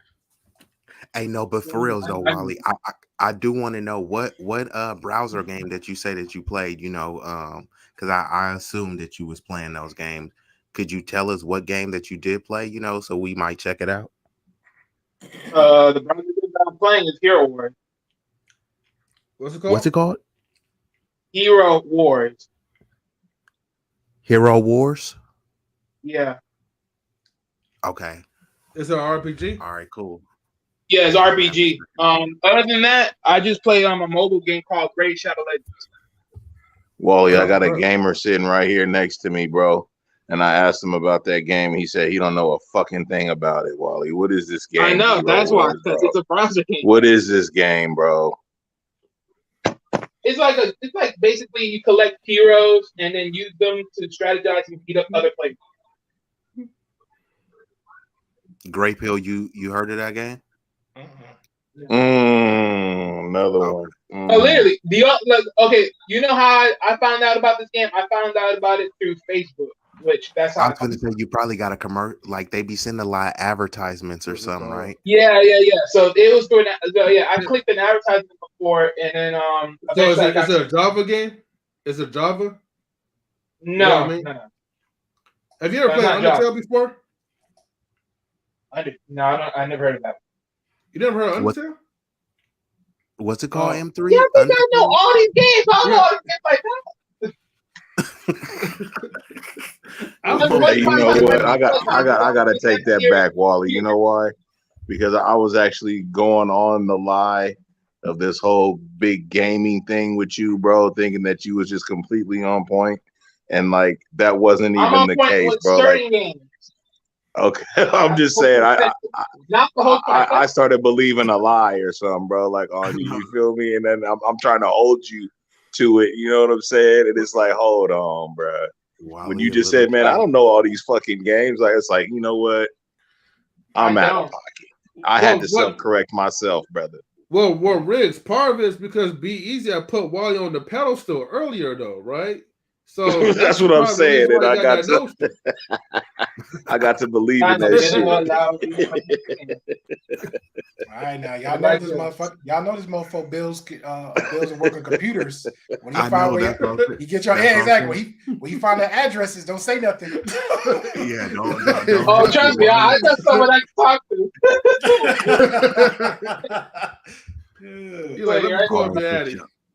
So Stan Joseph says his choice is the Roku TV, you know, because the Roku, they got all of that stuff. It got Netflix, it got all of the Netflix, Prime, all of that. Then IG could definitely be, you know, very addictive, you know, for whatever you're looking for. If you want to do some fitness stuff, they got it on there. You want to see some, you know what? Let me add one more. TikTok is another. He added on there TikTok. Bro, I downloaded TikTok, but I just can't. I haven't even like created a profile. I haven't even went on there because I'm already so distracted by this other stuff. I'm trying to detach from other attachments, you know, and like Gray Pill was saying earlier, like, look, he can keep buying all these games, but in order to get good, you know, in order to actually have fun, M3 could play other games, but it's like if he don't want to keep coming in 8th or 10th place or whatever place, he got to keep playing the game. When I was playing Call of Duty, y'all not multi-game, y'all not multi-gamers.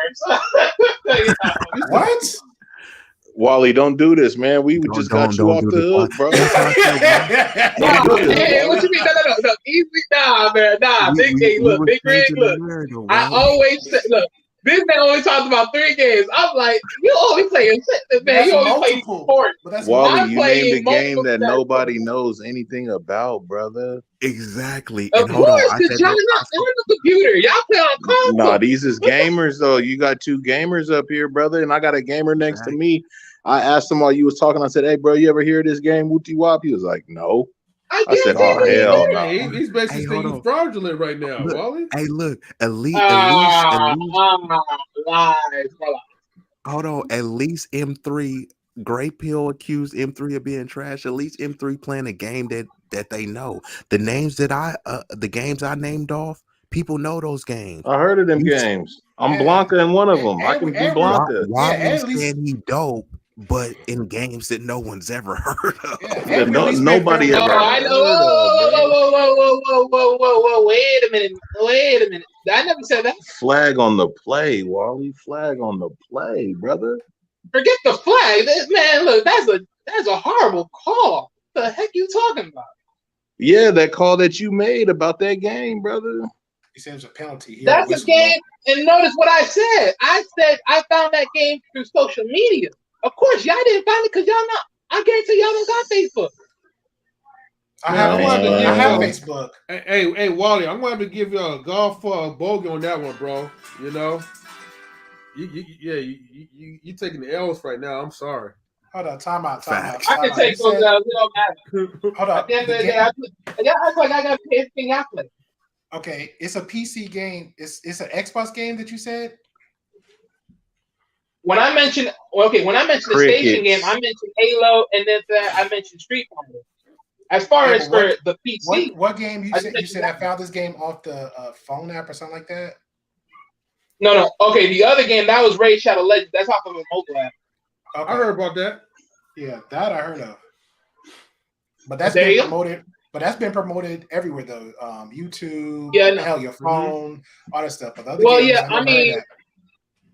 No, that one. Now the funny thing is, you could find that promoted on YouTube, but 9 times out of 10, it all depends.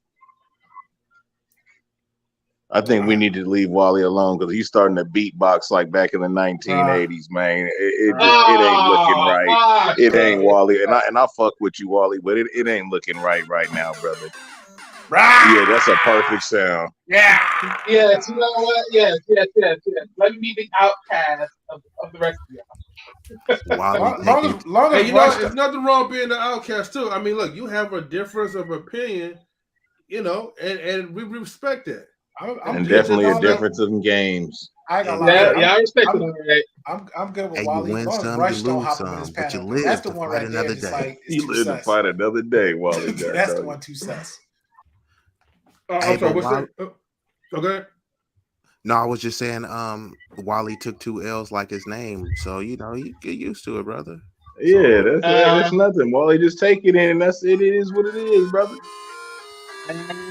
We feel you though. And since Wally ran out of credits, we gonna go over to the Great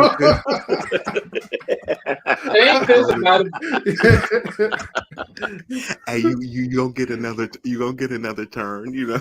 You get a retry. Yeah. Spend the 200 though. You gotta spend the 200 coins. Cool, Wally. Let the real gamers talk for a minute, but real gamers, you only what you talking about? You know, like that's weird. Hey, you gotta talk to him like NA was talking. Like, sit your tail down, brother. Disrespect. That's it. Damn, I didn't think I was gonna come up and watch Wally get bullied though. Look, I take no participation. Bullied by behind. I'm pushing back. Y'all don't get talking mess out of nowhere. Hold on, M3. I got you on the. Oh, okay. Yes. Please be advised. Opinions, guests, and Wally are not necessarily the viewpoints of without your relationship. Jesus. Got you. So the Great Pill, man, you heard the conversation. You see where we going with it. What is your drug of choice when it comes to entertainment? It's definitely, Netflix, Hulu, HBO Max, the watchable apps. If it's not that, it's pretty much, the online gaming, if I got free time. If it's not that, outside, because I love to listen to music blasting and driving the car. And now currently, I think for the past few months, it's just pretty much just getting outside, just walking, you know what I'm saying? Just enjoying I guess just enjoying myself a little bit, you know what I'm saying? So it's like a combination of all the three. If I'm home, I got options. If I go out the door, I got options. That's pretty much my natural high. Drama, and I mean like I said, the stuff I seen here, even at the real life, I pretty much run from that. So if I'm like at work and I come home, instantly anime, instantly the games, instantly like, my shows, sci-fi stuff like that. That's my drug of choice. It's like that hit of a dopamine I need just to escape from that crazy thing we call reality. Yeah, that was a dope answer. Good answer, brother. Let me just expound with you a little bit on when you said that the walking. So I'm just gonna kind of paraphrase what you said. Basically, walking, seeing like nature, kind of being outdoors, right? Yeah, that is the form of entertainment for you, right? Yeah, just people. If you just come across people, and some people like, because I know and it's just me. I don't really put too much stock in YouTube because again, I've been on the game side, so it's like I see people all walks of worlds. We know, M3 and us. Before this actually became a real thing, we know there's people in China, Japan, and we conversate. There's no BSing because they have no reason to lie to you or bullshit. If they're gonna lie and bullshit, it's gonna be like how me and you're talking about our gaming skills. It's at the end of the day, one of us gonna know who's real when we grab them sticks. You know what I'm saying? But anything in between, people open up, and I think strangers open up a little bit more. But dealing with some of the conversations I see on the actual reality panels versus what I see in real life, it doesn't match up. So when I come out and I walk and I'm jogging, I appreciate people more because I'm like, okay, cool. Maybe I don't, and I'll give some people like, because most people say, hey, I don't like people, but you'll see a certain person out of nowhere like hold the door for you or be polite, or you're hearing a corner of your ear. Somebody might say something just profound. You're like, damn, maybe I needed to hear that, or man, I might take that piece of nugget just out the me walking or jogging and go from there. Or you might just see some kind act somewhere. You know what I'm saying? It's just that's pretty much like, okay, well, the world's a cool place, you know what I'm saying, versus what you hear so much, because you can take that negative energy from a lot of spaces we've seen. Not saying it's all everywhere, but you'll see so much negative spaces, just like with the rah-rah, people this, people that, females this, males that. Then you come out the door like, nah, it's not really like that. These are generally good people. So that's just how it is. Okay, cool. Yeah, I like that. And I was kind of touching on that earlier too, where basically when you get consumed by all of this entertainment, whether it's watching Netflix, and it's easy to point to the social media because you may see M3 on there, right? And he's posting videos with his wife, and they always having a good time. Like, damn, are they ever not happy, right? And then you start feeling insecure about your relationship, and then you start maybe seeking other forms of, hey, let me go to this expensive restaurant so I can be entertained. But you're really not seeking entertainment, right? You're also seeking attention, validation, acceptance, and you're trying to mask it under entertainment. Like, oh, it's fun when we go out to the restaurant and eat and I'm entertained. But when you come home and you look at your bank account, you're depressed. And the thing that led to it was the delusionary and the fictional imagery that you've seen on social media, right? Because Yes. right now you can be broke and you can say, hey, M3, let me borrow your mink coat. Big Rig, let me use your car. Hey, B-Eazy, let me hold a stack of money. And then if you get on Instagram and you, for a week, you in that car flashing that money, now I like, damn, is Gray Pill really doing it like that? And I gotta start thinking, damn, am I really a loser? So you faking it. Now I gotta find a way to fake it to try to keep up with Gray Pill. You know, Wally's still playing Xbox. He trying to figure out how to keep up with me. You know what I mean? See, I told him to leave it alone. He brings this shit back. My bad. My bad. Wally don't want to be an example. He don't want to be nothing no more. He oh through no! with Oh Eazily no! Red. Oh yeah! Oh no! He You can make through me with the it. example. I'm gonna make you the predator. Wally checked out. But yeah, but basically, like the grand point is that what I'm saying is, I think entertainment is what it is, but we kind of cling to the toxic elements of it.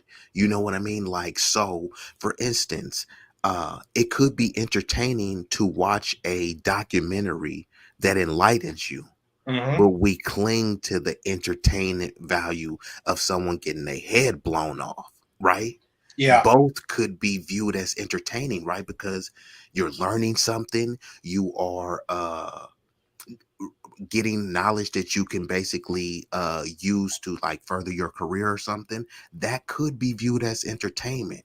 But no, people are not seeking out that form of entertainment. They don't want to watch a documentary, you know, not all, but most people don't want to watch a documentary. If they say, hey, how do I learn how to day trade or stock trade?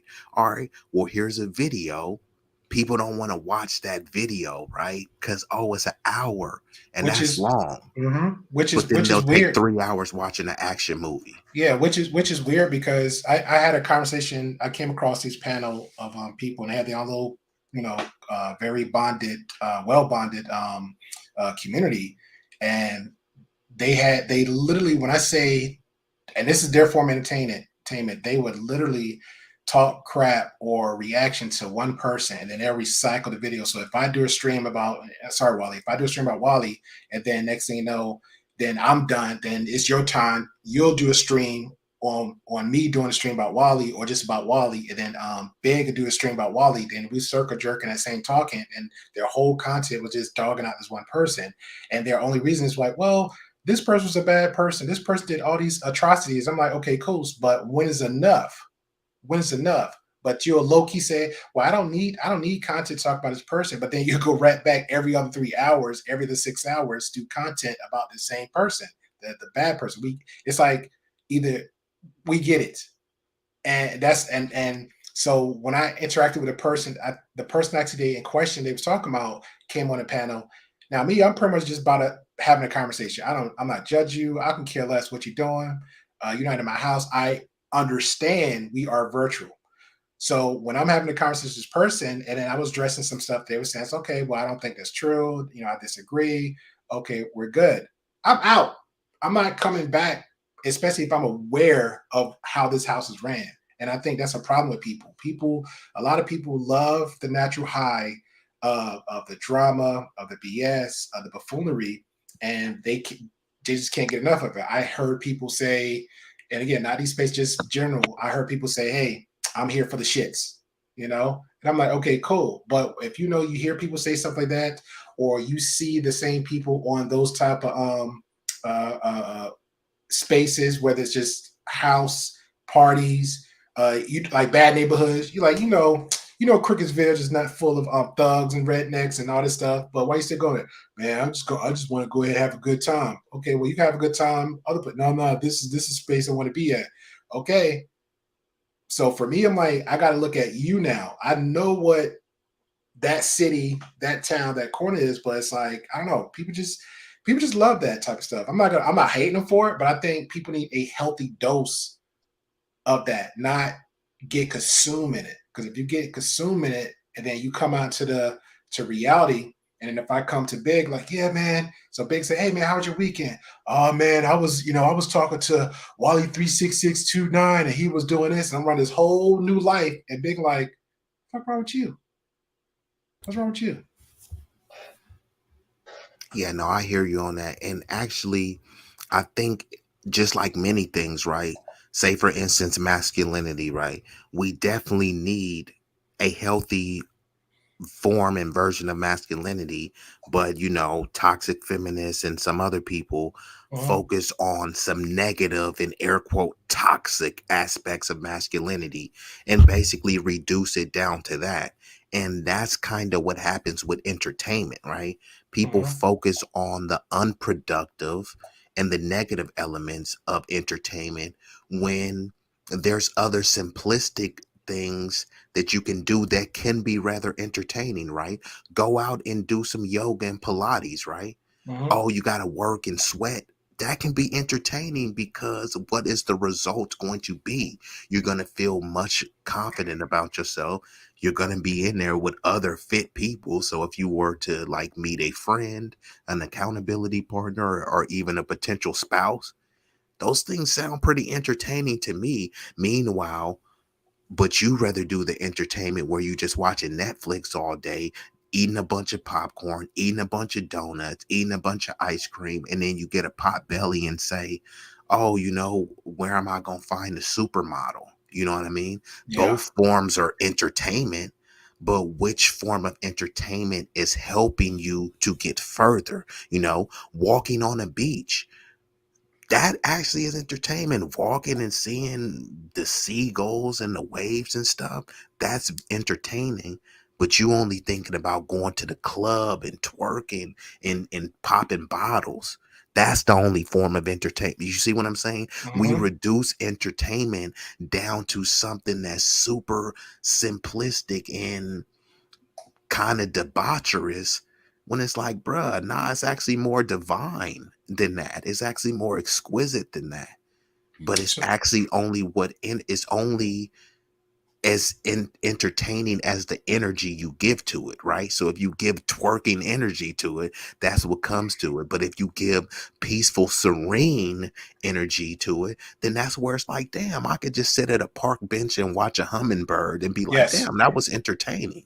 Yes, and you can tell the difference between those type of people too, because I had a homeboy and I almost vented to him. He's like, "Yeah, man, what's up?" And I almost went straight into media talking point mode. And as soon as I was almost done, he's like, "Bro, well," he's like, because what happened was calling him to apologize, like, yo, I didn't hear from you like in a couple months. And then I told him, I said, hey, I just wanted to I said, I'm gonna call you tomorrow, but I never did. So it's like I think a week went by. So I still called him thinking like, man, I'm getting cursed out. He's like, his instant answer was, well, you calling now, right? Dead, period. That's it. And I was like, wow, that's relieving me of this is reality. This is the space that I belong in, you know, versus you see anybody else. Like if I, hey Wally, oh man, I'm sorry, man, I haven't hit you up. Then we'll go this whole 3 hour, whatever conversation like that. It wasn't necessary to do that. If he was genuine with you, just like he was genuine with him,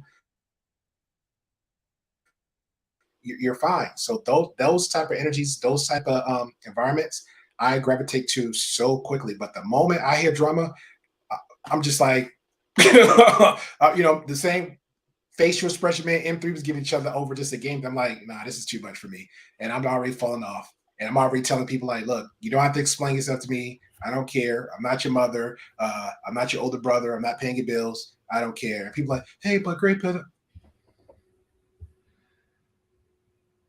I don't care. I generally don't care. If you're telling me about a person, I don't care. If it's about them, leave my name out. We're good.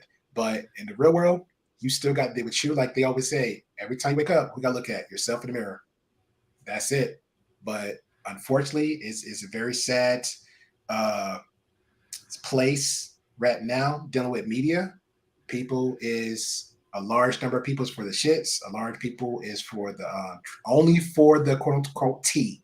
That's all they're for. They're not for the self awareness. They're not for the hey, let me grow a little bit. Hell, that ain't even for the genuine friendship. Because again, us fellow gamers, we know this hardcore. You can be in the gaming community and find the most closest bonded friends 10 years plus back. You know what I'm saying? I know people. I remember this one girl named was Princess. She was, her age, young, and she grew up. She's like a baby sister. She got married. She moved from Canada to I think California. God bless that state. Moved up there, got married, had a kid, living her best life. You know what I'm saying? Everybody in that little community. Shout out to Midnight Club for PlayStation 2. The second one and dub and remix. I was gonna say the dub edition is fire. Yeah. So we knew each other for that community. We even have a website for us. We even have like a Facebook group for us. We just chime in with each other. So that's a real community, a real group. You know what I'm saying? And somehow it just slowly got lost with the dopamine hits people want now. So.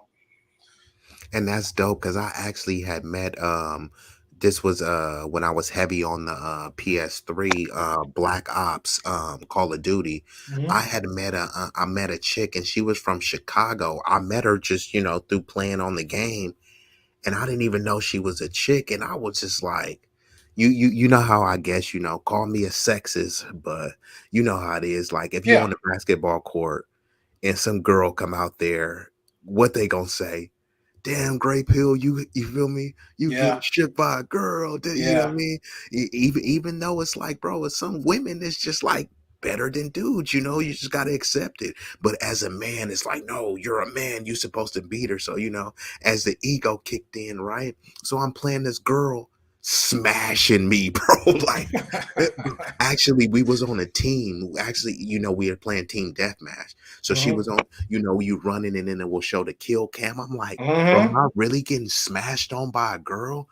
And then anyways, we end up being on the team and then we start mobbing together. You send a little friend request, and she was super cool. Like she was from Chicago. I'm out here in Cali in the Bay Area, but bro, super cool. Like you said, would send like Christmas cards, and I just met her through gaming. You know what I mean? So I did hear like a lot of just like the trolls, like the racist trolls, but the people that really are gamers and are part of that community, probably some of the most solid cast that that you'll meet. It's a guy I never met in my life, and I don't know how the hell he remembers. He remembered my birthday, every Christmas or holiday.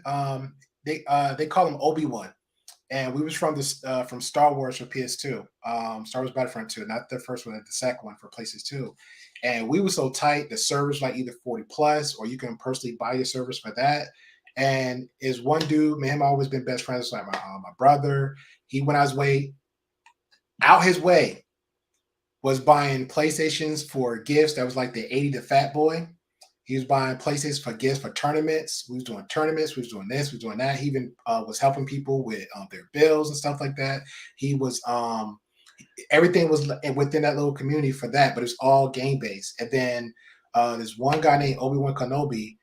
I just totally forgot about him. He always on my birthday hit me up a piece like, "Hey, how you doing?" Then I found out my homeboy and him had like I guess WhatsApp app, and they'll talk. And he was like, "Yeah, man." He never reached out that much because he actually got like a real illness, so it's kind of hard for him to get on. It's kind of tough for him like to really do stuff. And I said, "Man," I said, "Yo," and I'm like sincere, like, "Yo, you tell Obi-Wan I said hello. I said God bless. I said how you doing." And this is a perfect stranger, but was always consistent with, "Hey, how you doing? Happy birthday." And I'm seeing these other knuckleheads just like, either so disrespectful or take one little thing about you and just like make it this whole rah-rah. I'm like, yo, this is not it. Like I know firsthand experience, there's so much spaces out there in this world. And again, if you want to be online, it's great too. But even that section online, you could just move up a little bit and there's those type of people. And that's what gradually over time I had. I remember a dude, I thought he was the coolest kid ever. He would just like just bang, get the hottest chicks. And I remember he told me this crazy story. I just laughed. He was like, "Yo, I dated this one girl on," and again, these is one of the opposite of talking points I hear. The opposite of talking points I hear. But he was instantly on his grind. He always dated. He was that cool guy. He had the hot chicks. He had his grades good. He was doing everything he's supposed to do. He said on his day of graduation, him and the girl met up in a restaurant. He broke up with her right then there. He wasn't talking about trying to smash her, nothing. And I thought it was hilarious. He went off to college. A year or so, found the girl that he wanted. He had his long hair, you know what I'm saying? They cut it, got married, doing great. And I'm like, that's my dude. You know what I'm saying? I know another kid used to curse so much. And I used to like, he was worse than Wally, but everything was the F word, the D word, the B word. But he was just that young knucklehead kid. I was smashing, telling me stories how he used to be smashing girls with my account. He was the reckless one. And I used to just pray to this kid, like, "Yo, please just don't let him get nobody pregnant. Please don't let it be another one of him in this world." And he finally he graduated high school, got his car. I think he's going to college to be an analyst. Doing great. He's still a little hothead. And he's on Wally's level now, but he's still a little hothead. I clipped his ass too in the video because he claimed he was drunk off a beer, but I'm like, "Nah, you take it more than a beer." But he's doing great. But that's like, they're my peoples. He had a different drug of choice. Oh yeah, he definitely did. He definitely did. He denied it though. Yeah, but hold on, it looks like we got ESO in the building. Are you still there, Wally?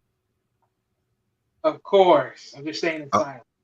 Okay, cool. Now, I actually, I know Big Rig said he stepped away. I would love for you to chime in on this question.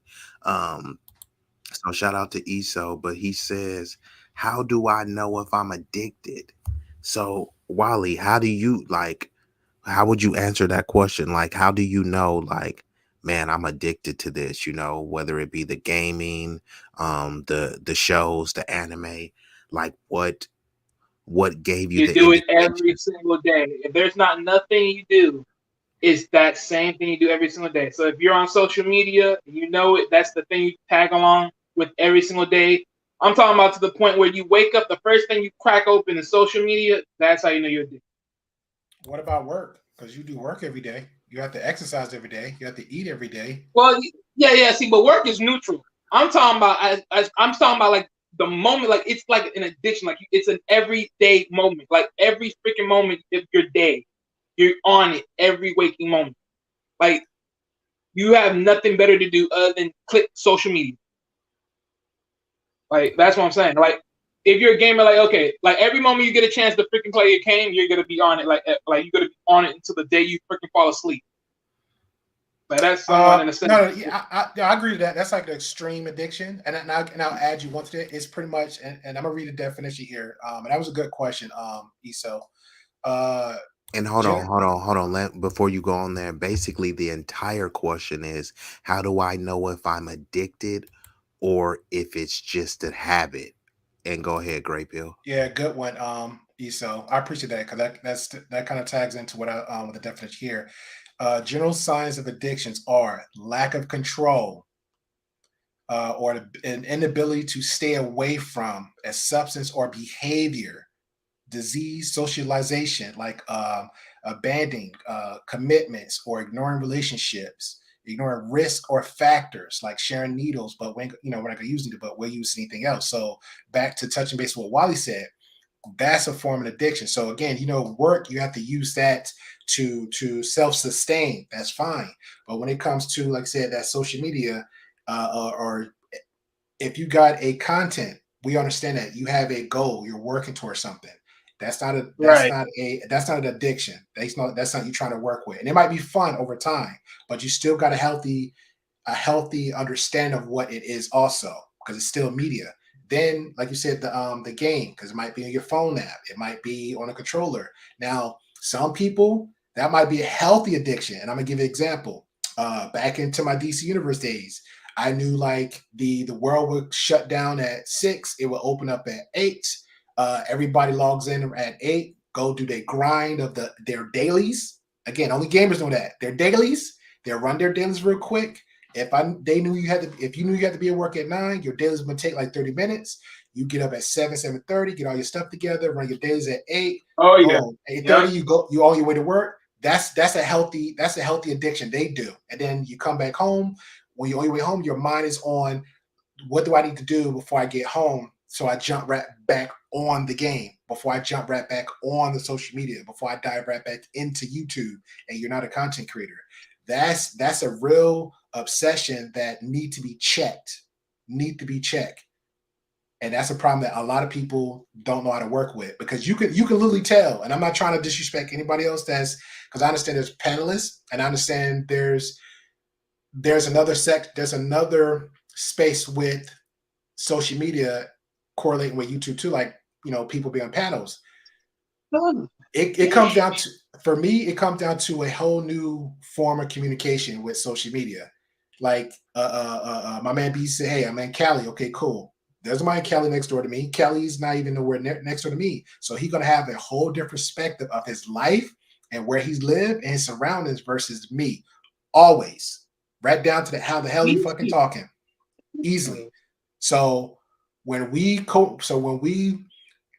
cross each other paths with conversation perspectives, we have to have a healthy understanding how we're going to communicate. If we don't, that's when it comes to, like I said before, that negativity, no clear going around the conversation. It's not going to happen like that. And when it don't, I'm the type of person, like I said before, then I'm just going to hop off, because my goal, first and foremost, is about the brand, the conversation, what I'm doing for my channel. Now, if there's other person following the same suit, and I give Sir Hell an example. Sir Hell is, for me, in my eyes, a brand. That doesn't mean he's phony. That doesn't mean he's made up. Doesn't mean he's a character. When I met him as Sir Hell, I don't give a crap. His name is Joe Blow Chew. That's who I'm going to keep seeing every time. So and Sir Hell was consistently the same guy, consistently. Exactly. So if he comes off and he's acting a certain way, I'm like, okay. Again, that might be in person. But again, I would never know that. But at the same time, I won't judge him for it. I won't instantly point the finger like, oh, well, he's not wearing a tie today because, that's not sure. That's stupid. You know what I'm saying? You can tell when people giving out certain characters, it's a consistent thing like that, So it is weird just how people, Oh, what's up, Omar? I didn't even know I came in. You good. Yeah, what's good, Marcus? Yeah, we just want to let everyone finish their thought. But how much of the stream have you been listening to, Marcus? I was earlier in the beginning, like the first 30-40 minutes, and then something else was happening on a different stream. Like, I'm not gonna say the name of the channel, but a smoke session was coming in over there, and people that I knew were up there. But oh wow, okay, so you was kind of in and out, right? I was in and out, but I'm always showing support to you guys, B-Eazy and Big Rig. So I'm always talking about you. Yeah. No, it's all good, Pill. bro. I know Great Pill for like a year and a half, so I kind of recommend him to come check this channel out. And so I told him, hey, come through whenever you want. So, and Great Pill has been the same guy that he's been from the beginning too. So Yeah, I rock with Great Pill. Like he's dope. Wally is my guy. Gotta work with him on the Xbox, but definitely, you know, these my dogs right here. But Marcus, bro, we gotta get you to chime in. So we've already established that entertainment is a drug, as well as attention and delusion. You know I'm what I mean? guilty. We all are guilty. So this is kind of like an entertainment AA meeting. We all just you know what I mean? Okay. So what is your drug of choice, in terms of the entertainment? Is it video games? Is it a collection of the video games and the Instagram and the sports? What is your entertainment drug of choice, Marcus? To be honest, it's like a mixture, like a balance of like sports, women, food, um, fights, like actual sanctioned fights. Not so much the street fights because I feel kind of bad when I see it happen because I've been in a couple. But So you mean like UFC fights, boxing, what? yeah, UFC, Oh, boxing, Muay Thai, BJJ, Ding Greco-Roman wrestling ding. from time to time. But the old school wrestling, even though they call it fake, it's still I like the attitude era. The I ain't Rock, gonna Stone lie. Cold. I grew up on. Now I haven't kept up on the new ones, but I'm super old school. I'm talking about like, the Ultimate Warrior type. Oh, you're talking You like know, 80s. You're talking 80s. yeah, yeah, exactly. Well, I mean, I know other ones, What? but I'm talking about like, you got to know the classics. You feel me? My favorite ones is like the Stone Cold, The Rock, Undertaker. But Wait, I'm what it's you just said? The Rock, Stone Cold, It doesn't Undertaker. matter what you. Oh, Wally. Okay, why, Wally? You've been taking L's all night, but that was a W. I gotta get that was a W for Wally. I I was like waiting that. for you to say that. But no, And I because didn't now, took L's all day night. I just took, he- I just yeah, tagged you on that was a capital W, Wally. I rock with you on that one.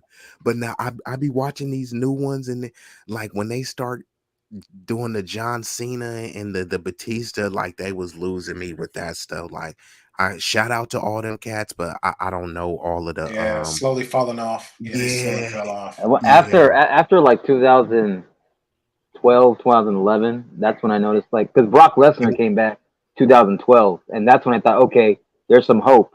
And then the Mm. Shield came out like 2013, late 2012, I think, and then that was when they was like up in or. And the next thing you know, I saw Sting come out of nowhere again back. Sting was back for like a year or two. Mm. And I was like, man. And then I seen like the NWO help him on the side, and then you got DX coming back for a little bit. And Yeah, DX see, was like one of my main things. that's what I'm saying. See, those I like when they was in their prime. When it was like what it was Shawn Michaels, what Hunter Hearst Helmsley, X Pac turned into one. No, it was 1, 2, 3 Kid turned into X Yeah. Pac. You feel me? That Yeah. And that's then another that's when wrestling it was. promotion, they call him Six Pac. Remember that? Yeah. And then they had what the Nation of Domination when it was like Don't Farouk for and and don't D1 forget Brown. Rikishi, Booker T. Don't Oh forget yeah, Goldberg. Yeah. Yeah. Man, Oh, yeah. hey, don't Goldberg hey, and hey, don't, Goldust. hey, and one of my favorites, Hornswoggle. When he would come out for whatever reason, I'd be entertained Oh, like a Lord. mother. Hey, when they had that little mini Royal Rumble, it Oh, don't, was the don't, Hey. best. don't, hey, don't sleep on Val Venus though. Yeah. Hey, Oh, hey, Lord. forget about no, stop it. All right, now listen, Candice Michelle and Great Pill knows, so they did some homework on her. Mm. Candice Michelle was special. Trish Hey, Stratus, Tori hold up. Wilson, Hold up. Hold up. E Taurus, E Taurus, Hold up. I'm good with that, but for some reason it just kept going more to sex because on the women's spectrum on that, I think I and Mickey respected. James and Mickey James. Hold up, but see, I'm on that side where just in the beginning, I was more liking the women like Macho Man Randy Savage was carrying. I was loving those type of women. Even when Shawn Michaels had that crazy chick with the black hair, I was loving those type of women because it was like And they was Gold like the Dust had special. Sable or something like Yeah, that. Yeah. yeah. And They- they had it's like it was Yeah, now like they Brock had these Lesnar got special. stable. Oh, Yeah, it's like it was real Oh, I didn't signature even know women. that, Wally. Yeah, they had like real signature And women. don't forget Undertaker's wife, Michelle McCool. Very pretty too. Was she on there like she wasn't on there like I'm saying like She, after she, she was she was later. one of No, she was later. she was one of the main girls, like one of the main front cover girls for Divas, like in the WWE. Oh, But but in the early 2000s, yeah, I get that. I'm saying like sidekick type thing. Like Macho Man Ray had this support chick. Yeah, You he's know what talking I'm about saying? like the earlier women. That did. Yeah, like the earlier women, because they was sick. To me, those were signature women. You know what I'm that saying? was too much hairspray back then. Too much hairspray. Yeah, but guess what though? Those are the women you never. No, but be fair though. Those are women you would never notice. Like say if Macho Man something happened to him, and then she'll get desperate. And she like hit the dude with something. It's like, oh my god, you would never see that coming. With these other new women now, you know they was fit. You knew that they was there's wrestlers, or you know who they had something under their belt. Because even Triple H with China, you never seen her wrestle, but you knew that something's about to happen. China used to kick guys' asses. Yeah, But she wasn't a China was wrestler. beast. She would just do some random. She'll do some random Yeah, punch or random whatever. Great But she Pill. was She a wrestler. literally, she was, but her role was literally like the sidekick role. Yeah. But she was just like an Well, yeah. enforcer sidekick. Yeah, enforcer. Yeah. Yeah, the female enforcer. Yeah. She was like the last signature. That's what I'm saying. The signature woman. She was like the last one until they threw her ass in there to actually wrestle, and she was wrestling. And then she had a sex tape with X-Pac. Yeah. Then she was Which I wrestling didn't Y2. She She wrestled Y2J because they had like some kind of whatever beef. And then Bro, it was a cage match, and I remember they had her like, Oh, that was hilarious. She ripped out the cage. Oh, and I forgot one. Kelly. Oh, Kelly was cool. Hey, I haven't been keeping That up. one took her shirt off. Is Ronda Rousey still doing the thing? Yeah, they got her promoted for a new game for the yeah, she's in Raid. Yeah, she's in Raiden. The commercial the trailer was great. Is she any good? I haven't seen any. For me, this is what happened. She took over the spot for Roddy Piper. You know, may he rest in peace. And she's now calling herself Ronda. Yeah, so now she calls it Ronda Rousey. Now the fact that she has the actual skills, they've been showing her like teaching these other wrestlers like, hey, this move will look better. So trust me, she's well in there. It's not like, no, hey, let's pull you here and do this other crap. She's making it look more real, which I love about that, because I tapped that at the Undertaker just retired, I think twice. But she's actually putting real talent, real skills, real movements into the thing. But to me, it just WWF was originally what it's called. That's what it's saying. World Wrestling Federation. That's what I know. The WWE. A little side trivia fact though on Ronda, she voiced Sonya Blade in the last Mortal Kombat game too. Really? Yeah, Yeah, she did. Because her character, Sonya's character, was deleted off the game. Okay. Well, hey, since we're doing a fun fact, I know nobody really plays this game, but remember the Princess Diana's daughter? I mean, her mother, the Queen. On the game, they have her in like a little story, little clip. They used Sabrina's aunt from the original Sabrina Teenage Witch series. They used her to voice over as the mother. Oh wow! I didn't know that, but that show was fire, bruh. I had a crush on her, yo. I know. Alyssa Joan Hart. Hey, I had a crush on her because she used to do Clarissa Explains It All.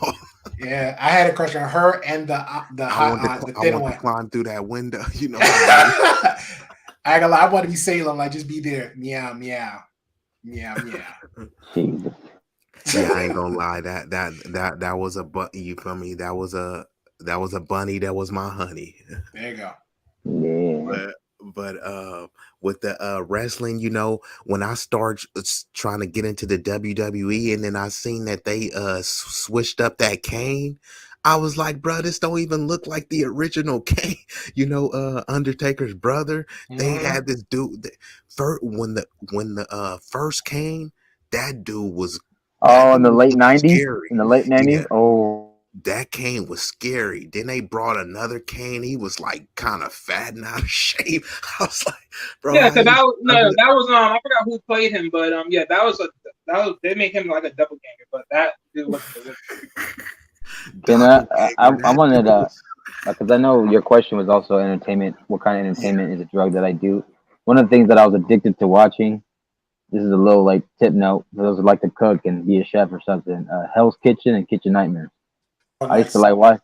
Because when I when will watch when those Ramsey skits. would roast his contestants, that shit was hilarious sometimes. Or the guests too. He I said, like the other two market. It was the big muscle dude with the glasses, him, because you would never "Oh, think you're he talking could about Master Chef." yeah, you would never think he could Master never Chef cook. was fire.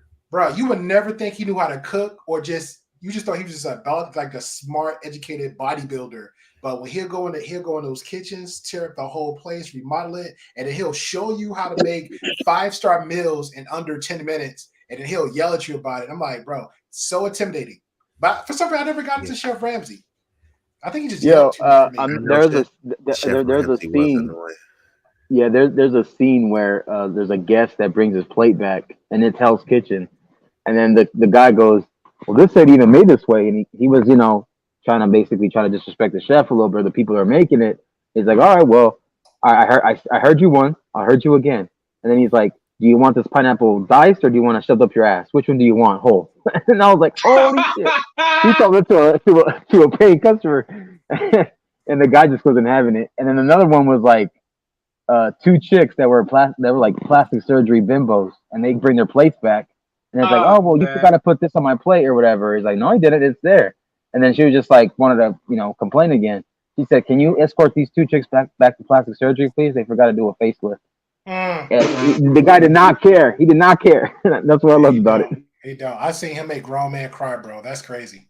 Oh man.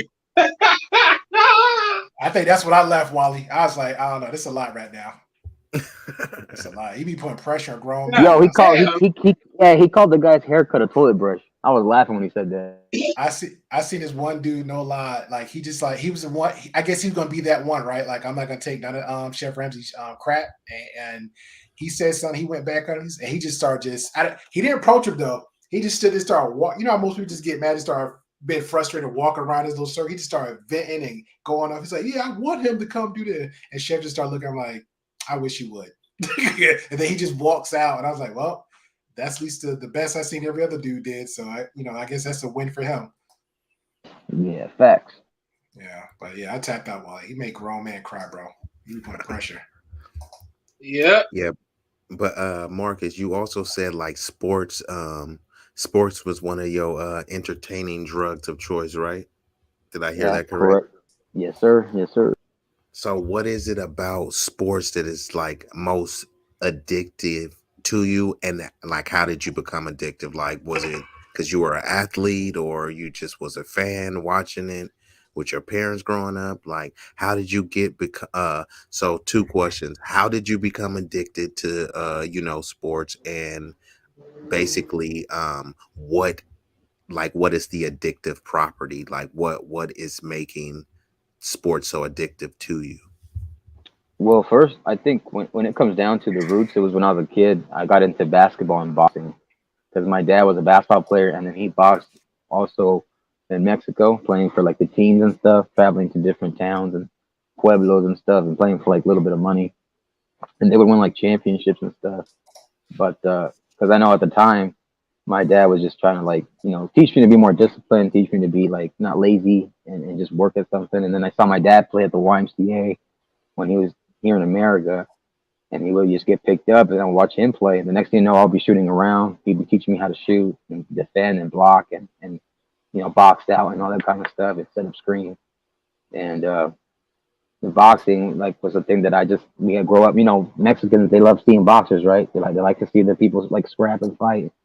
Um, so those are the two sports that I got into. So it was both as a spectator, as a fan, and then also as someone who was into sports. And then I got into football, Greco-Roman wrestling, like kickboxing. Um, I tried soccer and baseball, but they just weren't my thing. Even though, yes, soccer, spoiler alert, the Mexican isn't like soccer that much. But I like certain teams, like the English league, the Spanish Premier League, the Barcelona League, the Brazil, Argentina, España. But yeah, just basketball, football, MMA, boxing. Those are like the four main sports I like to watch. And at high school, middle school was when I started playing football, like sixth grade, seventh grade. And then next thing you know, when I got to high school, I had a few years off of me already, so I wasn't nervous to get hit. So the coach actually had gone to my middle school and asked me if I wanted to play, and he's like, just make sure you get your grades up. So I got my grades up. I qualified to play, and when I was in high school, it just motivated me to get good grades and then play sports even more. And my first year was kind of rusty, but I was getting good at it. Next thing you know, I was wrestling too. And then my second year, I was just like varsity. And my parents, they couldn't always make it to my games, but I used to get them recorded or DVD or something like that. But I was just happy to play, and I was happy to get good grades. And so, when I would play, it also make them proud too, and it made me feel good if I did good in the game. So, and then when I was in the military, they had like traveling teams too. If you ever were stationed like on base, like here in America, if you had a chance, if you had time, you could actually go to the practices and sign up for a team. And there were times where I did, times where I didn't. So I got to be part of a traveling team for the Marine basketball team. And I did a little bit of boxing on the side, just to stay in shape. And gym was like a good lifestyle for it to have too. Get me out of trouble, kept me alive, because there was people that I knew that at a young age they passed away. They got into gangs, they got into selling drugs. Some of them overdosed, and yeah, man, that's about it. Cool. Yeah, that was a pretty thorough answer, man. I appreciate that one, and especially because some people I understand, it's a it's a lot deeper for them. Maybe they were an athlete growing up, and it's kind of hard to like physically detach from that and say, hey, I'm never going to watch a football game, or I'm never going to watch a basketball game. You know what I mean? So I totally, understand that. And it actually is very, nostalgic too, right? You see somebody running down the field, you kind of live vicariously through them. And that's why I was saying, that's why some people say, uh my team is the Cowboys, even though you have no stake, no stock, or any ownership in the thing, but you love to say that's my team. Like, oh, when people say the Niners, like, when we win this game, you know what I mean? And then they'll complain, oh man, the tickets is so high. It's like, I thought that was y'all team, right? You know what I mean? Like, it's like, but you kind of cape for an entity that doesn't really care about you. All it cares about is how much you're willing to consume from that. Produce as well. hmm so it is like a super nuanced thing, right? But you do need that entertainment, or the euphoric, or dopamine release. So that's why you go buy the jersey, right? Go to the game, and yeah, that's the drug, being around a bunch of rabid fans just like you. But when you get home, you realize that you're not a Niner, you're not a Cowboy, you're not whatever team, you know but you can get further entrenched. And I was telling Big Rig about this, like, you'll spend 3 hours being entertained by the game, and then you'll come home and call the Gray Pill podcast and talk about the game for 3 hours. So now you're dedicating 6 hours to the team that doesn't care about you, right? You were physically at the game. You had to pay an exorbitant amount for parking, for the tickets, for concessions. And you're saying it's my team, right? Whatever team it is. And then you go home and consistently talk about your team, but you don't see any benefits from it, right? What benefits do you truly get? You can say my team won. You can brag on Facebook that your team won. But why don't you talk about how much your team cost you? It spent you like $500 to go. It's really like $500 or more to make that post and say that my team lost or team won. You see what I'm saying? Like, people are spending not only their money, but their time, which is your most precious commodity, on their team. And I'm like, do you know Jerry Jones? Could you call him? Have you ever met him? It's a lot of Californian Dallas Cowboys fans. Like, have That's you ever fact. even been? Have you ever been to a home game? You see what I'm saying? When you start asking these questions, cats like no, no, no. But the question that's always yes is, did you spend a lot of money? See, you made Jerry Jones and all of these owners tons of money. Sometimes people are neglecting their family. Oh, baby, I don't want to talk to you right now because I gotta watch Jerry Jones football team. but somehow you've convinced yourself that it's your team. That is one of the most powerful drugs of delusion ever. You know what I mean? And but let me go to Big Rig for Big Rig, you still there? Yep, I'm here. Okay, cool. Big Rig slaps. So we've been coming very nuanced with it, but I kind of want to do a figure eight with it, right? So since we've acknowledged that entertainment is a drug, and like Mr. Mackey says, drugs are bad. Okay, not all drugs are bad, right? And I think it's about moderation. When you take a pain pill, what is that? A drug. Now, you shouldn't be taking 50 pain pills, but if your back hurt, you may pop one or two, and you take the drug in a safe manner and, still be able to function. Now, if you take 20 of those same drugs, you may have a different outcome. So there is a benefit to consuming the drug. So Big Rig, what is a benefit of consuming the drug of entertainment? You know what I mean? And just to even give you an example, the gray pill was speaking earlier when he said, like, hey, he likes to walk and, basically enjoy the, nature and outdoors. You know what I mean? That would be an example of a beneficial aspect of entertainment. Do you have any examples like that you can say, or any benefits? Because we know the detriment, right? We know that you can waste a lot of time. We know that you can procrastinate. We know the negative aspects of entertainment. Could you promote some positive aspects of entertainment, Big Rig? And then I'll just go around the panel. Yeah, the positive would be being in the loop, not being in the fog, knowing what's going on. You got to know what's going on, you know what I'm saying? But, it's the moderation, like you say. But you do got to consume, some of the bullshit and everything that's going on around you, man, so you ain't blinded, So it keeps you, it really keeps you protected.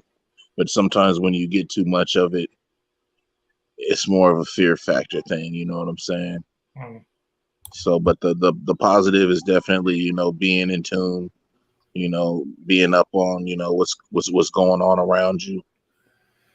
Because, just like the Chris Rock thing, you know what I'm saying? Him getting, slapped up at the awards, it's entertainment and everything, but it was something. You know what I'm saying? It caught everybody by surprise. So I don't know. That's just my take on it. Okay, for sure. And then Wally, you know what I mean? What you got for some positive aspects of entertainment? What are some positive aspects that you can give it? Positive aspects of entertainment. I could say music, but I know that's subjective because it all depends on what music you listen to. But that's basically my positive aspect of entertainment. Okay. So what do you, let's just say, that you are listening to some positive music. What does that positive music like promote or permit you to do? Yeah, like do you usually like work out from it? Do you like it can be workout. It can be, get you into the groove of, your work. Because I'll say this, one thing I realized with music, if you're like, let's say you're sitting at your desk, right, and you're on the computer, and you just have you have your headphones on, you playing the music, and then you're doing the work at the same time. It gets the work by faster because you're being so productive, right? So it just adds productivity in a lot of sense. All right, yeah, I like that. Yeah, because I agree with that. Because let's say it don't matter what it is. It could be your room. It can be the kitchen, right? I mean, I'm not like eager to wash dishes. Like, hey, I gotta wash dishes. So what I try to do is I Shout try out to to the as soon as I'm dishwashers. done. As soon as I'm Exactly. done, Like you know I what? just Like watch just like it. the janitors, right? You will see the janitors have music in their heads or the Walkman or whatever like that, and they're just trying to get it by the day. And you know what? They got the music playing, so then it gets them by. Yeah, that was really a good example because I know you look at it's like, man, I ain't trying to wash these dishes, and then you throw on some jams, and then next thing you know, It's you done. looking you looking for other stuff. I swear, because like if I start playing some music, I mean, this is how you're supposed to clean anyways, but you wash the dishes, you can't stop there. You gotta wipe the counters. You ain't stopping there. You gotta wipe the stove, then you gotta sweep, then you gotta mop, take out the trash. Most people are going to just load the dishes in the dishwasher, but that don't we're talking about cleaning the kitchen versus washing the dishes, right? So Mm. That weekend clean, man. That weekend clean. you gotta get that, you know. And when RIP to my pops, but he would say, "Don't half-ass clean." And before you would just say like, "Hey, I clean the dishes," but it's true though. If you come in and the dishes is clean, but the sink is dirty, I mean, like the counter is dirty. It's like, come on, bruh. Or you cleaned the sink and the counter, but you didn't sweep the floor. You might get put on punishment for some moves like that, boy. Hey, hey, that's how I was raised. It's like you literally can't half-ass do it. If you start, you got to do it all the way. You know what I mean? And the music does. You know, you start playing some songs, you really get into it and start jamming. So that I do agree. And let me backtrack to you, the Gray Pill. You already gave one, but could you give us another example of how the entertainment can be used in a more positive form or aspect? We'll go in the form of like meditation, and I'll say we'll use media and on that, right? Like, say for example, I do a comment too. This is one of the routines I do. Let's say because you talk about cleaning, I might have music on in one area, but it's loud enough for the whole place. But in the living room, I have like a big flat screen TV, so I actually go on YouTube and put like the live 24-hour like look like a fireplace, and then you have the ones where you can look at the rain, or you can look at the rain when it's like dark and you barely can see it. It's like all those stuff like that. So I like to have those on during my day. So it's like sometimes it's quiet and I just either read a book. That's another one too. Get your mind right. Everybody says that. Another form of entertaining is reading a book. There's DVDs on like they call it chakra, but it's like these sounds or whatever you can play. I don't think too many people does that, but that's another They option. don't, but they actually it's called sound therapy, but they even have aromatherapy where they put you in a room and it's just all sorts of scents and you're just supposed to take it in and embrace the ambiance, but also with the sound because I know what you're talking about. um Sometimes where it's like I need to think of some stuff and I don't want to hear no, and it's like you don't want to hear any music, right? I don't want Mhm. to hear no rap. I don't even want to hear no soft sensual songs. But then when I play some nature where it's like the waterfalls and birds chirping, bro, I be coming up with some stuff. You know what I mean? I don't know if anyone has tried it. It sounds like the Gray Pill has, but yeah, they got uh videos where it's just like water, birds chirping, and like you said, they got what like the drums, the chakra Yeah. type music, and it's very calming. It's supposed to be meditation music, Mhm. and for some reason people gotta, they think you gotta do something special to meditate. You can literally meditate anywhere Yeah. and be grounded. You don't need to be meditating for an hour. You can meditate for 10 minutes and Yeah. that could completely reset your mind. And you can pick it up from there, Great Pill. Yeah, it's a good exercising tool too. And also if somebody got even a partner, we'll go in a relationship. So if you got a couple and y'all like trying to figure and find things out, and honestly, it's like kind of a hack too with your girl. So if your girl always want to be if she clingy or she's not clingy and she just want to just be around you or she want them bonding sessions stuff like that, that could be another way of y'all form of communicating without even talking. So for the fellas, that's a hack to say, hey, let me just get my girl to shut up. So what happened is when you get a routine like that quiet meditation, you could just cuddle up with her like, hey, babe, I just want to listen to music while I hold you. Start doing that every other time, right? And then what happened is it's like you self get yourself in a routine, a habit. Now the self meditation, yeah, every 10 minutes. But because you know your life is like not everybody, but everybody's life is a little bit busy. So it's like, well, let me give me 10 minutes for myself. Let me give you 20 minutes for myself. And then you start the same thing with the opposite of that. The negative addiction is you find time for those things. So now you're slowly finding time for the positive addictions, the positive ways of trying to reinforce yourself. So that helps out a lot. If you slowly start building it and you finding like some kind of peace or serenity, it's like, okay, cool. Well, heck, yesterday was kind of cool. I did like 10 minutes. Okay, cool. I can do a little 20 minutes. Same thing with exercising. People like, oh, I got to work out for hours. No. Just go walking. Just go walking. Yeah. And literally you remember that the P90X? You remember that, right? I have those. I was actually a coach for Insanity Beachbody. too. Yeah, Beachbody. I had that. Insanity was the next one, and then the whatever he said. Then I have Hammer because Hammer and Chisel. That was also another one. Bro, crazy intense, bro. And I know the P90X because they had it was the ab ripper one, and I think that one was, I think it was 10 or 12 minutes.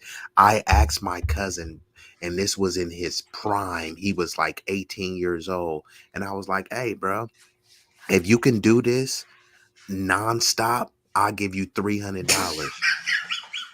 This dude couldn't even last a minute. You That know was what I a mean? beast.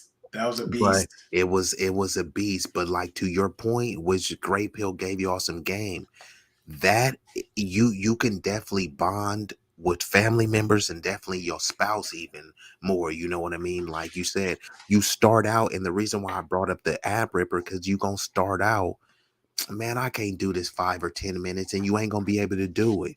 And then, the next day you do 10 minutes, the next day you do 20. That's how it is, bro. You ain't gonna start out just automatically bench pressing 300. Or if you used to bench press 300 but you haven't lifted weights in a while, you don't bench press 300 anymore. You gotta get back up there. You may be around 250, 285 if you're lucky. You ain't at 300 anymore, and that's okay. You know what I mean?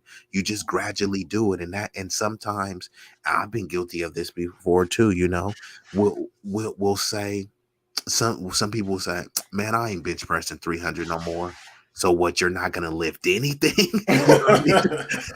You're not even gonna lift 150. You ain't gonna lift 175. Man, I used to be able to lift 300. Okay. You don't go over there and go lift that water bottle over there. And that's how I see people too, right? They used to be able to run, a mile at a certain amount of time. And then now they said, man, I can't run like I used to. Okay, but that's because you're not even trying to run like you used to. You know what I mean? So, and and also what you're saying, that would be a way to be bonding with your lady, right? Because most of the times, most people's let's keep it a buck, let's get all the way raw. A lot of people's relationships are only together because of entertainment, right? Mm, The person come over, Netflix and chill and mm, smash entertaining things. Sex is a form of entertainment. So you come over, Netflix and chill, entertain. Then you have sex entertained. You know what I mean? Then she wants you to take her out or fly her out. Another form of entertainment. But then when y'all sit down and, babe, let's just listen to these nature sounds. Y'all can't even stand each other. mm. You so Shout out fixated to Kings and Dreams in the chat, by the way. and addicted. Hold on, I'm gonna get to the chat. You so addicted that y'all can't even sit, you can't even sit alone with each other. And imagine this one, this is where the real tough comes in. We giving y'all sounds and music and stuff. Try to sit in silence, right? That's the hard stuff, because you can't really shut your brain off. You sit next to her thinking, what is she thinking? Is she thinking what I'm thinking? But that's how you truly bond. Have a conversation that doesn't rely on asking whatever the most salacious or frivolous topic is. That is Shit, how that you truly grow.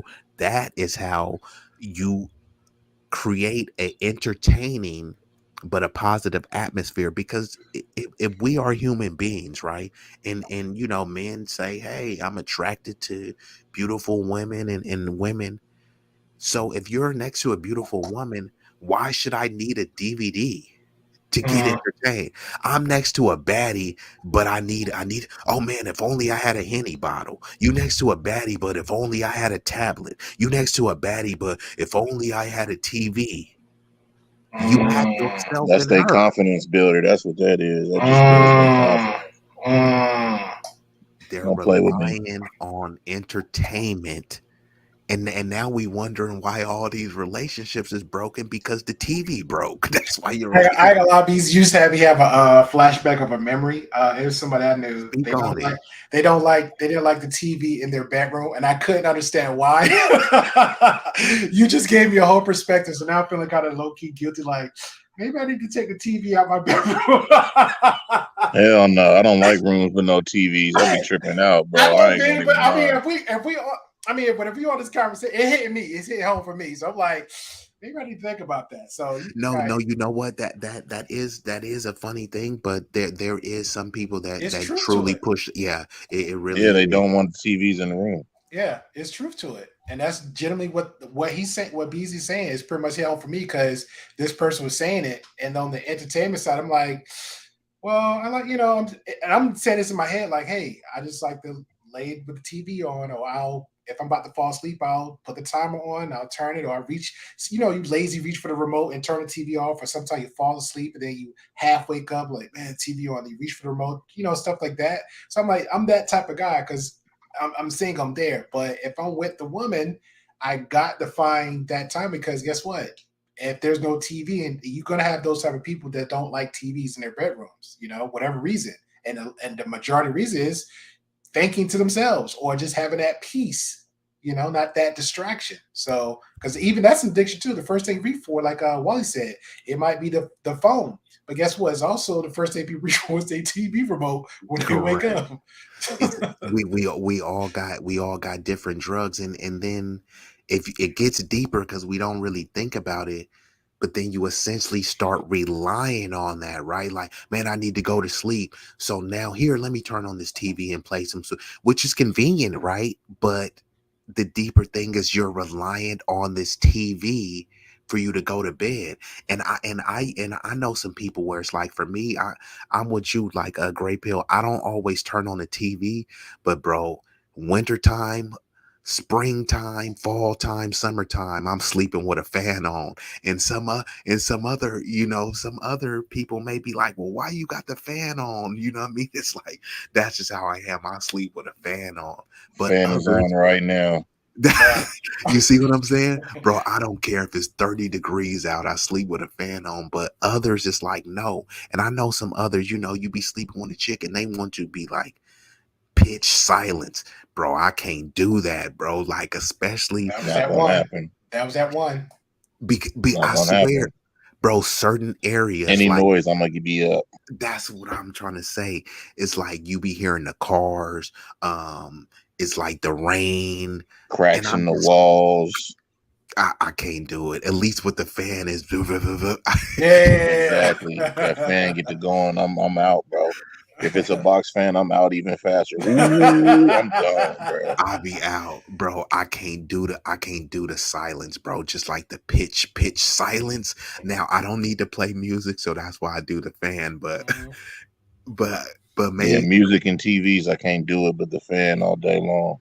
Yeah, somebody got me onto that. Somebody I used to date, and then I was never the fan person. I was either the TV, or if I was burnt out, tired, I'm like, I will have a timer because I'm like, okay, if something was on to distract, I guess used to the subtle noises in the house, so they was distract me from that. Then I'll fall asleep. I'm good. And then if I wake up middle of the night, I want to turn TV. I go straight back to sleep. That was just my routine. But then with this person, it was like instantly the fan. I'm like, the fan. So I just adopted and dealt with it. And then after that relationship ended, I was like, Now I'm stuck with the fucking fan. So now here with the fan on, you know, so it's like now I got, for me, that was like, okay, that was another option. So I get it. I just never was a fan person. I never understood it until what y'all just said. So, but that TV one, that's a new perspective. So I'm like, crap. Hey, well, one thing for the fans, so it's twofold with me.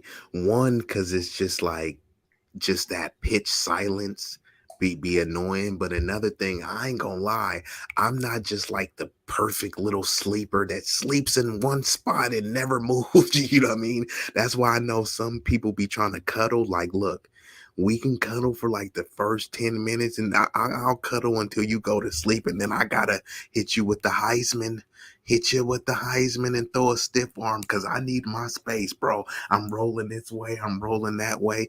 I might get hot, you know what I mean? You know what I mean? You know, you randomly be getting hot, you know, so I need that fan to The keep leg out the covers type height. I'm saying, bro. Shout out to Quantum Love too, by the way. So when I know I seen Quantum pull up late night. So when I keep that fan, it's the balance. But let me say, shout out to Kings and Dreams for sliding through, and shout out to the lovely Quantum Love metaphysician. I know she probably sleep with a fan too, but it's like, bruh, I gotta have that little breezy fan. You know what I mean? She looked like the type that probably sleep with candles and shit. That I can't. Okay, yeah. So let me ask y'all that, because sometimes I be falling asleep with like the light, you know. Like if I'm super tired, if the light is on, I'll fall straight asleep. But I know Hold on, be easy. Did you ask us if we wanted to answer your first question before you transition? Oh, I asked everybody. I think you had dropped down. I think you was the only one. Oh, okay, my bad. Yeah, he was asking about positive on a positive the side positive of it. aspects. I asked everybody except for you. Damn, Marcus just checked you on your own show, bro. He did it smooth, I didn't try bro. to check it. I just don't want to. Fuck Marcus. I'm about to Drop me. Abuse the power now. Abuse it. Block. Hold on, let me block Marcus real quick. Hey, give in, be easy to the dark side. This is the time I was like, I told you, see. Give in to the dark side, be easy. Do it. Yeah, but no, let me just say this last thing though. But yeah, I can't do that silent shit, and I can't do like I be seeing chicks be trying to be cuddled up. Bro, that shit be so hot. I don't know how y'all be doing it in relation. It's like, look, if we together, right, and I've already professed my love for you, I don't need to be like hugging you all through the night. I be rolling and tossing. I did a lot of crazy stuff. I might have a nightmare. Like I need my space to take. You feel me? Nigga need to toss and turn. You know what I mean? So I be saying, I need my fan and I need my space. Other than that, you feel me? Plus, if some go bump in the night, I need my space to hop out of bed and grab that thing and go protect. You feel me? So that's just a disclaimer for anyone. Like you gonna have to deal with a fan. Then they want to fall asleep and be breathing all crazy all up in your face and ear and shit from the cuddle. Like I mean, the cuddle lasts about 5-10 minutes, bro, and that's it. Or they put that leg on you. Some of them. I could do the leg for a minute. I could do the leg. I actually recommend the leg. I recommend it. Hold on, Big Rick. I like the leg, but look, sometimes they do a leg and then it's like they try to put you in a sharpshooter. I'm like, y'all been watching too much WWF. Don't sharpshooter me. Just do a leg that I can throw off. They be doing a leg and a lock and a link. You feel me? They don't just put a random leg on you, you know what I mean? And then so that's one of the ones too. But the cover too, right? Especially when it's cold. Why the hell you rolling up in the cover like a burrito and I barely got any cover, you feel me? So it's like, you know, I'm aggressive with the cover though. I'll yank that motherfucker. You want to play games? I'll yank that thing. And then I put it up underneath me and you ain't gonna get it, bro. If I put it up underneath me, I come from them old school days when all the homies, we used to kick it at the house and we used to have to fend for a blanket or something that night. You feel me? And cats get that blanket and wrap real tight so you can't pull it off of them. I'll go into one of them modes, man. I'll put you're that shit holding up down. underneath me, and you ain't pulling nothing, Yeah, bro. you're holding down your name, big slaps all day. You ain't holding nothing. Big comforter. Yeah. Hey, I know them days, you feel me? And back then, you be lucky if you got a sheet, right? Exactly. Because, bro, and them sheets was so thin, bro. You had to try to. I'm like, bro, You wait this for one of the ain't homies to go to sleep and try to it. take that shit. That's wild, cuz. But Marcus, go ahead and jump in, bro. Give us a positive aspect of entertainment. So hopefully you heard all the other answers. Yeah, I did.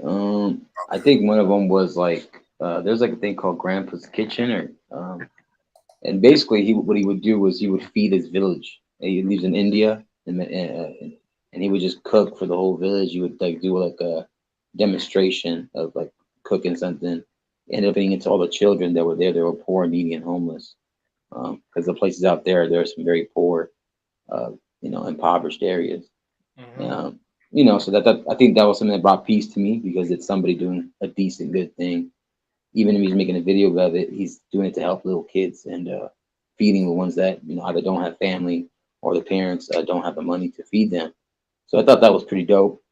I also seen other ones where it's like obviously music that's positive, and then also like a motivational videos like Eric Thomas. He's one of the guys I would watch from time to time. Yeah, Um, Eric Thomas I like Eric Thomas. yeah, him, and then like I like Les Brown too. I heard of him, but I don't know if I watched his videos, but I've He's heard of him. he's old school. I think he's in like his 80s. Eric Thomas is kind of like one of the he's not Oh, that young, like a but he's one of protege. the newer pretty much, yeah. Oh, okay, I gotta check him out then. Yeah, definitely. And then also like just like these YouTube channels where they go to different areas around just not the country, different parts of the towns, cities, reach out to the people and like build a community and network and stuff. I think one of them is like Peter Santinello. And then you got like other channels, maybe like White Sox Underbelly. Then you have like some of these other channels where they sit down, have a conversation, Yeah, I and they love can talk those. about anything. Like some of these big podcasters, some of like these smaller podcasters, they don't matter as long as it's like a chill vibe and it's like something that's Mhm. one of them is Mike Tyson's actually. I like watching Mike Tyson's podcast too. He's got a good The way Oh yeah, podcast. he does have a good pot. I think it's called the he has, Hot bro, that Boxing. shit's hot Yeah, boxing with him. I was like, yeah. so like, He actually has one of the dopest podcasts. Did y'all check out because I came across Dave Chappelle's podcast one time. He I got a didn't good yeah, know. he goes live a lot. Yeah, yeah, I he didn't got know a he good had vibes. Yeah, he got good vibes on his one. end. Is it on YouTube or Mm-hmm. Spotify or what? Yep, just Dave I Chappelle. I know that he has like different things connected. So I know for a fact he's on YouTube. But last time I was also remembering he was either gonna get a deal done with either Spotify or do it on a Rumble for free. But he was gonna do stuff like that. But he was gonna have multiple things plugged in while he was going live. Because I've been watching Dave Chappelle for like almost 20 years, and Oh, that's dope. I didn't even know. I'm gonna have to check him out. Hey, when's the last time Wally spoke, man? I don't know. That cat done fell asleep and Wally, hey, Wally, you Wally, there? where you at, man? He spoke not too long ago. I ain't gonna let y'all throw Wally in the bus too much. Oh. You alive, probably- He Wally? ain't responding now. He probably either like stepped away for a bit. I know Wally. He'd be Yeah, he back. spoke earlier when I'm just doing a welfare check on you, Wally. That's all, man. and ain't nothing wrong with that. Claim your kid. Wally, put the Jergens down, son. If you're watching. Earth to Wally. Ooh, Marcus is on one. Wally whacking. Oh, he What happened unmuted. now? He unmuted. What you said now? It wasn't me, I Wally. I said, was put- on some positive It wasn't shit. me, Wally Put coming down, in. put down the Johnson & Johnson, sir. I promise you, it wasn't me. I know you ain't talking General Oh, my bad. Johnson Johnson. My bad. I thought it was the what is that stuff called? The hand sanitizer. Put that stuff away, all right? With the white piece. Nah. Wally uses Jergens, man. Stop playing with him. Oh man. Nah, see. Now you on this jerking rights too. Don't get yourself involved, okay? Don't get yourself involved, mister. Oh man. I'm talking about just for your skin, your melanated skin. Okay, Wally's alive and well. Okay, I was just making sure you were good, nah. Wally. Hey, but you know, B-Eazy, another thing that's also peaceful to watch or like kind of like is positive is when people start building things. I know from a young age, like some of the tools I got to be familiar with when I wasn't smashing stuff. I was actually trying to build some stuff. My dad always told me to put the stuff down, but he ended up teaching me a little bit. And then No, as I that's got actually older, a when good one right there. Building. Actually building like a physical structure or even putting something together. Right. That used to be entertaining, but now it's considered as, I don't want to do that. Right. Nobody. Really? It's very therapeutic. I oh, think it is. DIY stuff too. DIY.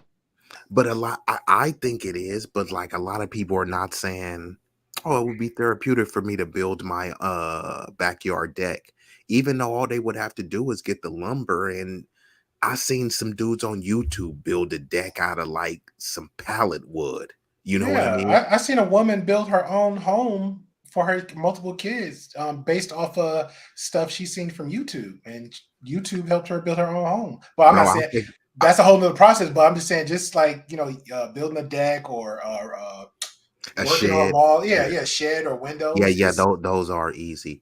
Yeah, yes. yeah. And look, for the people out there listening, we ain't tasking y'all with building a house, but you can build something. Yeah, because I was on YouTube and then I came across some videos where like 7 and 10 year olds, and I was like, oh hell no. Yeah, I ain't gonna lie, that made me mad. Like, I just need to get out the door. Yeah, You when see I something like seen that, you need that, to get out the door. yeah, when I seen that, I was like, okay, I can. And you know what else? Speaking of Chef Ramsay, you know how they have Master Chef? They have the Junior Chef. They had these Hmm. little kids. I was like, I could cook, 12, but 11. damn, these kids would outcook me. I was like, I gotta step it up. Yeah. No, hold on, hold on. I'm gonna tell you what's gonna make you step it up, bro. I done seen two Cambodian dudes make a fucking pool oasis. Oh, Did you see yeah. that? I couldn't Yeah, that believe was it, bro. good. That was good. You In the understand jungle. me? In the I did, jungle. I In did the see that jungle one. Wasn't it with like a out of mud or with a something? piece of wood, they Like hands, bamboo. and some water buckets. Yeah, no, that was dope. So that was a good that was a definitely a good answer. So yeah, bro, I got one more question, and then we just gonna go ahead and after that, just go ahead and wind it down. So since we gave some great answers, so what is a way, because typically, when you're addicted to something, people either want to eliminate that addiction completely or somehow curb the addiction, you know what I mean? So let's say a lesser addiction, you're addicted to McDonald's because you eat it 10 times a Stan. week. You know what I mean? You may want to eliminate it to 0 times a week, or you may Did say, bruh just okay. say and? He said, "Stand." That No, I said Stan. Oh, okay. was Cause awesome. Stan be Ooh, repping that McDonald's, and I'm like, nah, man, nah. Marcus throwing everybody on the bus. I know. Oh yeah, bro. Hey, shout out to Just Jay because right, yeah, shooting rapidly. Let me take a page out of her book. Ra-ta-ta-ta-ta-ta. I don't know who's. I don't remember. Was that the dude on the thing? I salute to you, soapbox. Oh no, it was the other lady, the not Oh, the okay, funny all ones, the funny right, one. okay, all right. We can continue. Okay, yeah. Man, shit, I forgot exactly the Well, the Big threw me off when he said, "Hey, about the digging with the people in the jungle." I ain't gonna lie, Big. That kind of messed me up hardcore. I just My like bad. watching that. I apologize, BZ. My bad. Yeah, I've seen a lot of those videos, and those are very. I ain't gonna lie, that was encouraging videos. yeah. No, it's all good. I remembered. So basically, what I was saying, like, typically when we have an addiction, and I was just using the McDonald's as an analogy, uh, let's say you were eating it 10 times a week, one of the solutions would be like, hey, I'm going to completely cold turkey eliminate this addiction. So I'm not going to eat it at all, Mhm. or I'm going to curb the addiction and kind of wean myself off of it. Instead of 10 times a week, it's going to be 4 or 5 times a week, and eventually get to 0 times a week. So with all of these addictions that we have, whether it be sports, video games, and I'm specifically talking about the unhealthy, unproductive, or maybe inefficient particular forms of entertainment. What could or should we do, based on your you can answer it generally or based on your individual, what could you do to kind of curb that addiction or eliminate that addiction if necessary? And I'll just go with Big Rig, Gray Pill, Marcus, and we'll just go around that way. Okay. You there, Big Rig? Yep, say that one more time. I was doing something real quick. Okay, so based on the drug forms of entertainment that you listed for yourself, what are some things that you can do to either eliminate the addiction entirely, or at least minimize and kind of balance out the addiction? Uh, kind of what I'm doing, bro. Like, I don't. It's already noted what I'm doing ain't good, so I'm already trying to put it in moderation and stuff that I do consume when it comes to music, when it comes to television, when it comes. Well, I don't really watch too much TV. That even sounded old school, me saying television, bro. Damn, but TV and Shout out to SoapBox. and everything like that, man. I do everything with moderation, or I try to do stuff that's more educational, man. Something that something I could use or learn or something, man. Not just a lot of trash and garbage, bro.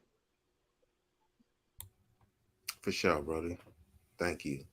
And the Gray Pill is the same question, based on your addictions. Is there anything that you can do to entirely eliminate your addiction or minimize the addiction? Or let me add another caveat, that you can maximize your addiction, for productivity. I think realistically speaking, I don't think nobody can completely eliminate all their addictions. It's just life within in home, out home. Everything's so much going around you. I know there's people, well, this is me. I slowly started been doing. I'm pretty much like on Big Red's pace. Like I've been starting to do what I'm doing now is I've been focused on working on being a minimalist, if that makes sense. Like less distractions. Not try to be earthy, like eat healthy foods, but just consuming less of things in my daily routine. Because before, in the early days, Big Red, I used to be like I still love tech, but I have I'll be a tech head. Like, hey, if I got $500 on me, I'll go buy the new XYZ whatever camera or this, that, third. Or I think I just start slowly understanding a bigger value what life has to offer when it comes to, I guess, just spending, just doing. I know a lot of people, I hear, and I don't know, again, it's just the space, which is kind of retarded. With even with the reason for gas prices, I think that was a motivation for most people to say, hey, I can at least walk around the corner and go get, a backpack and get my groceries versus like, you don't always have to use your car to go to the store. That could be another reason to just get out and walk or get out and jog or something. So I've been slowly doing that. I started a new routine where like mainly breakfast and dinner around 6 or 7ish, because the area I live in is like pretty quiet. I might really mess with anybody. Every time I eat, I'll just get out and just walk. That's like at least twice a day. I work on that, and that's pretty much it.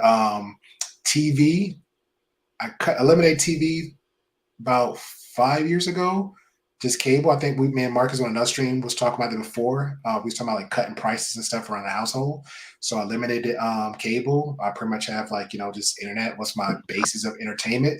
So the Netflix app. So I can always choose to come back to it. So that's eliminating a lot of my time. So about a month ago, I've been reading more. but there's always documentaries, so it kind of brings me back. But that's more of an educational level. So I kind of like try to keep a good balance on that one. The current negative addiction now, I will have to agree. For me, I will have to say it is YouTube for as the brand, because networking and certain people. So it's like I've been working on to not even to entertain certain negative things that put you in those headspaces. So I've been You good find with out where that. the jungles are at. Is basically what he's saying. I think I just trip into it when I'm just hacking weeds. You know, my comp is all messed up. But, Yeah, man, I mean, distraction. Hey, it'd be like what's that guy from Watchmen? Who's the dude, the Doctor Manhattan? Just bruh, snapping. bruh, I'm gonna have my comp next time I found some Bermuda Triangle. I'm tapping like this ain't right. Where the north at? So yeah, Yo, bro. it's little things like that. So you'll find like, oh man, it's like okay, now I'm good. I can run back to whatever. But it's like, but just on a positive aspect, it's like you have to have the awareness and just a real. You gotta have like it's crazy because most people don't have. It's easy. It's so easy said and done. I'm glad this like real talk easy. I'm glad the conversation has really been had. So it might give some people some options because we're pretty much not everybody's not saying the same thing for options. So just finding things around your house, picking out the ones that's a negative, and say, hey, what can I substitute that with? Understanding the consistent habits that you have and see if that's a negative. And that's pretty much it, even down to cooking. But that could be depending on what you're cooking. That could be a positive because again, it's therapeutic. I like to cook. Some people like listen to music. I'm literally just random off stuff that's like in my home, how I go by the day. Sleep is another one too. You know, I won't sleep all day, but I love my sleep. You know, shout out to the fans out there. But yeah, that's pretty much it, bro. Just trying to find things in your daily life and just literally picking yourself apart versus picking somebody else. Say, hey, is this what I need to keep it going? Also, I would suggest for people look into what a minimalist is and understand that lifestyle. You don't have to do everything, but understand that because I think that really will help out people on the long run. Definitely, I'm all for heavy promotion of minimalism. But Marcus, let's just go ahead and try to get this round robin so we can go ahead and get to the closing remarks. You still there, Marcus? I'm here, bro. What's up? Okay. So based on, your addictions, and I like what Great Pill said, like of course no one can entirely eliminate their addictions, but just for the sake of asking the question, I am going to ask it, but based on your addictions, is there anything that you can do to eliminate them entirely or to mitigate basically the detriment of the forms of entertainment that you're using? Is there anything that you can do to eliminate it entirely or to basically make it not as pervasive, so if it's sports, could you cut down on your sports usage, could you cut down on the apps, however you want to go with that, Marcus? Yeah, well, I mean, I don't have cable TV anymore, and I think I cut it out like I was talking to Grateful. I think even when he brought it up earlier, I think I cut it out like almost 6 months ago or so, or maybe longer.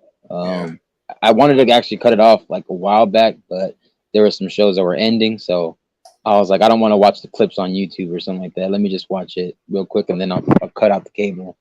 But I cut out the cable, and lately I don't always watch like I'm not really watching the full games like that, but I'll watch the highlights, or if I have it on one of the streaming services, I might put it on. But even the streaming services, I haven't even been watching like half the stuff Let me that I ask you used to this, watch. Marcus. Why did you choose to cut the cord? Well, for one, it made me not it made me more proactive like I used to be, and it made me not be so docile at home sometimes. Because sometimes I just I'd just be so chill, like I just want to relax when I got off either from work or doing stuff at home or taking care of errands and chores, and then like I used to, like back in the day when I used to play the sport more, I used to play like 5 times a week. Now what I do is I'll play like 2 or 3 times a week. I'll play a sport like the basketball games at a gym or something, and I'll get like a nice little balance of it. Walk outdoors. I'll walk my dog. I have like little stations at home where I work out stuff too.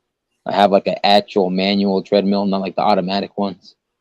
Um, and then just overall cutting expenses as well, and not it saves you on electricity and it saves you also on not having to pay such like Spectrum, because I got Spectrum, so sometimes their bills or receipts can sometimes go wide range, if you know what I mean. So um, other than that, I just try to surround yourself around different people. If you know that this vibe, when you're at a certain spot in YouTube, it's usually quote unquote like a beef sector. Sometimes I will unplug from that and maybe go to a chill spot. No shade to them, but because that's their forte, that's their profession on YouTube. But I might just watch something more peaceful. That way I can get a balance, because there's some people want to get a balance of it. They can do that just as long as it's in healthy do- uh, doses. If you Mhm. want to get that in it. But there are some things that I did get cold turkey. Like I haven't drank in 6 years. I haven't smoked in 7 years. Congratulations, bro. That's big, bro. Actually, Yeah, let me ask you this real quick. You said you did both cold turkey? yeah. So like I used to, Jeez. That's pretty yeah, beastly, bro. cold turkey. Like 6 years, I haven't had a drink since New Year's. It's gonna be 6 years in New Year's. Last time I downed a full bottle. Um, And what was and your motivation for that? just I had gotten pretty down before, but the reason how I got out of it is obviously remembering my grandfather passed away from drinking. Like it had caught up to when he was got older. I think I spoke to Grateful about it before, but I think I spoke to it to you too, guys, as well. But just the liver cancer got to him. I remembered like I cared about my life, and I want to use it as a vice, like it's a coping thing. Because I know like Hispanics, they like to drink a lot and stuff, and I have family members that drink from the morning, sun down, sun up. Some of them are paying the price right now. Some aren't. Some of them it may not catch up to them, but I don't want to be that statistic either. And then as far as smoking, um, I dabbled a little bit with the weed here and there, and then every now and then the cigarettes here and there. But I had to like let go of that as well, and that was 7 years or 7.5, give or take. So I haven't touched that in like 7 years. Yeah, congratulations, bro. That's like a serious accomplishment. It took a lot of mental fortitude, a lot of discipline. And the reason why I'm asking is, not to, just, hey, tell me your life story, but like what you're saying could definitely help, maybe someone listening, someone on the playback, because, bro, cold turkey is not easy for anything. You know what I mean? Um, and we're all addicted to something, because some people will say, hey, well, I never smoked and I never drunk, so I don't Don't get even me want wrong, though. I've been craving a drink. I'm not gonna lie to you. I've craved a drink here or there. I'm not gonna lie to you, but I bro. just been sticking to water and like juice and stuff. Craving That's never goes away, that's man. human nature. Yeah. Shout out, congratulations, Marcus. All you think that the people that are in the church aren't craving all sorts of sinful Of proclivities. course. That's what I'm saying. It's Yeah. part of your human nature. But the thing is, you didn't succumb to it. You shouldn't worry about the craving. You should worry about the succumbing to it, right? It's just Yeah. almost like someone that's trying to suppress what's natural to them, right? You're trying to hold in crying. Hey, if you gotta cry, cry. You can't like try to suppress your thoughts, but you acting on those thoughts is something entirely different. You know what I mean? Yep. And ultimately, Correct. it's up to you are making the determination whether this is or isn't worth it for me. And I have family members too where basically, and I'm glad that you brought that up, because I've had family members where there's no time that's too early to drink. You know what I mean? You wake up and I can drink. It's like, oh well, there's no time. There's no, oh, afternoon is the appropriate time to drink. they think whenever they're awake is the appropriate time to drink. You know what I Man, that mean? And Kendrick Lamar song. yeah, and like you said, when you feel the effects of it afterwards, it's man, it's definitely, no pun intended, a tough pill to swallow. You know what I mean? Because it's like, did you encourage that person to keep drinking, right? Did you voice your opinion, and you can say, oh man, I didn't condone of this. Yeah, but did you tell that person? Man, they wouldn't have listened to me. Maybe they wouldn't have, but you never even told them. So how do you know? You know what I mean? So and maybe you got to say something in a certain way, because if I say, Marcus, bro, what are you doing with your life, bro? You throwing it away to be a effing drunk. Now you may not receive that, but then when you go home and then you see a bunch of empty bottles, you're gonna be like, damn, I really am a effing you know what I mean? Like, Yeah. at least Facts. I said it. You can be mad at me, but at least if it took for you being mad at me for me to get through to you, Them words planted the seed. it Yep. is what it That's a is, fact. right? And unfortunately, those type of words do plant the seeds, right? I remember, it was a chick, and basically, she was saying, what did she say? She was like, she said something like, "Oh, you used to be way sexier, and then like you gained weight and all that." And mind you, this chick gained weight. You know what I mean? But she's like, "Oh, you used to be this, and now you're not that." You know what I mean? And it's like you get mad, but you like, Yeah. damn, I did gain a little. You want to be like, man, fuck you. You know what I mean? But it's like, am I mad at her, or am I mad at myself? And for that she's in a position to point that out about me. You know what I mean? And Both. Both. it's usually a combination of both. But True. instead of whining about it, I'm gonna just use that energy to say, hey, I'm gonna be better than whatever you fathom. But some will fold under that pressure, like, she's not attracted to me, or she said mean things, or you know what I mean? Like, that's kind of how it is, and back to, especially with the drinking, I Mm. know people in my family that will be like, bro, why you babysitting that bottle? Right? So even if I'm like, okay, look, I know I used to be a drunk, and now I'm trying to do in moderation. They like, bro, you still ain't done. And they're trying to encourage you to drink even more, right? To even further increase the chances of your liver cancer and stuff. And then if I do get it, and then nobody wants to donate to, right? Nobody will Yeah. do wants to help your GoFundMe. Nobody wants to go to be there in the hospital bed while you going through the cancer. So it's like, cuz you Can I encourage can, him can to I share drink this something real quick poison. too, BZ? Yeah, go ahead. So my grandfather, when he was on his resting bed on his last moments, he was known in Mexicali, which is in Baja California, side of Mexico. He was known as a paramedic and a firefighter in his younger years, right? But because of what happened to him and other things that happened along the way, he couldn't perform or do anything at work. He had to be on bed rest. My grandmother had passed away like a little over a decade earlier, before he passed, because my grandma had passed away from smoking from lung cancer. But when he was with his new wife would be there, be at his beck and call, till sickness and in health, respecting the vows, right? And they did a ride around for him, because all the paramedics, the policemen, the and the ambulance, they did like what it is, like the colors and like the sirens going off, as they're doing the thing, as they're going around in a circle back to the hospital. And my aunts, my mother, my uncle, they had to say their last goodbyes, and I had to cherish that moment with him, even though it was bittersweet. I had to let him go. He went on. And then the other example I had was my sister. My sister got into drugs, heavy bad, and to the moment that it just messed her up in her brain and everything. She became schizo, and not the same woman that she is now. And then another person, for example, is my girlfriend's father. He was a drinker, so he has cirrhosis. So he has to constantly, weekly, get his blood changed. a lot of times in pain, surgery. We ride out to Long Beach or we bring them back over here. We got to take him in urgent care, whatever. It don't matter. We're here. We're attentive to him.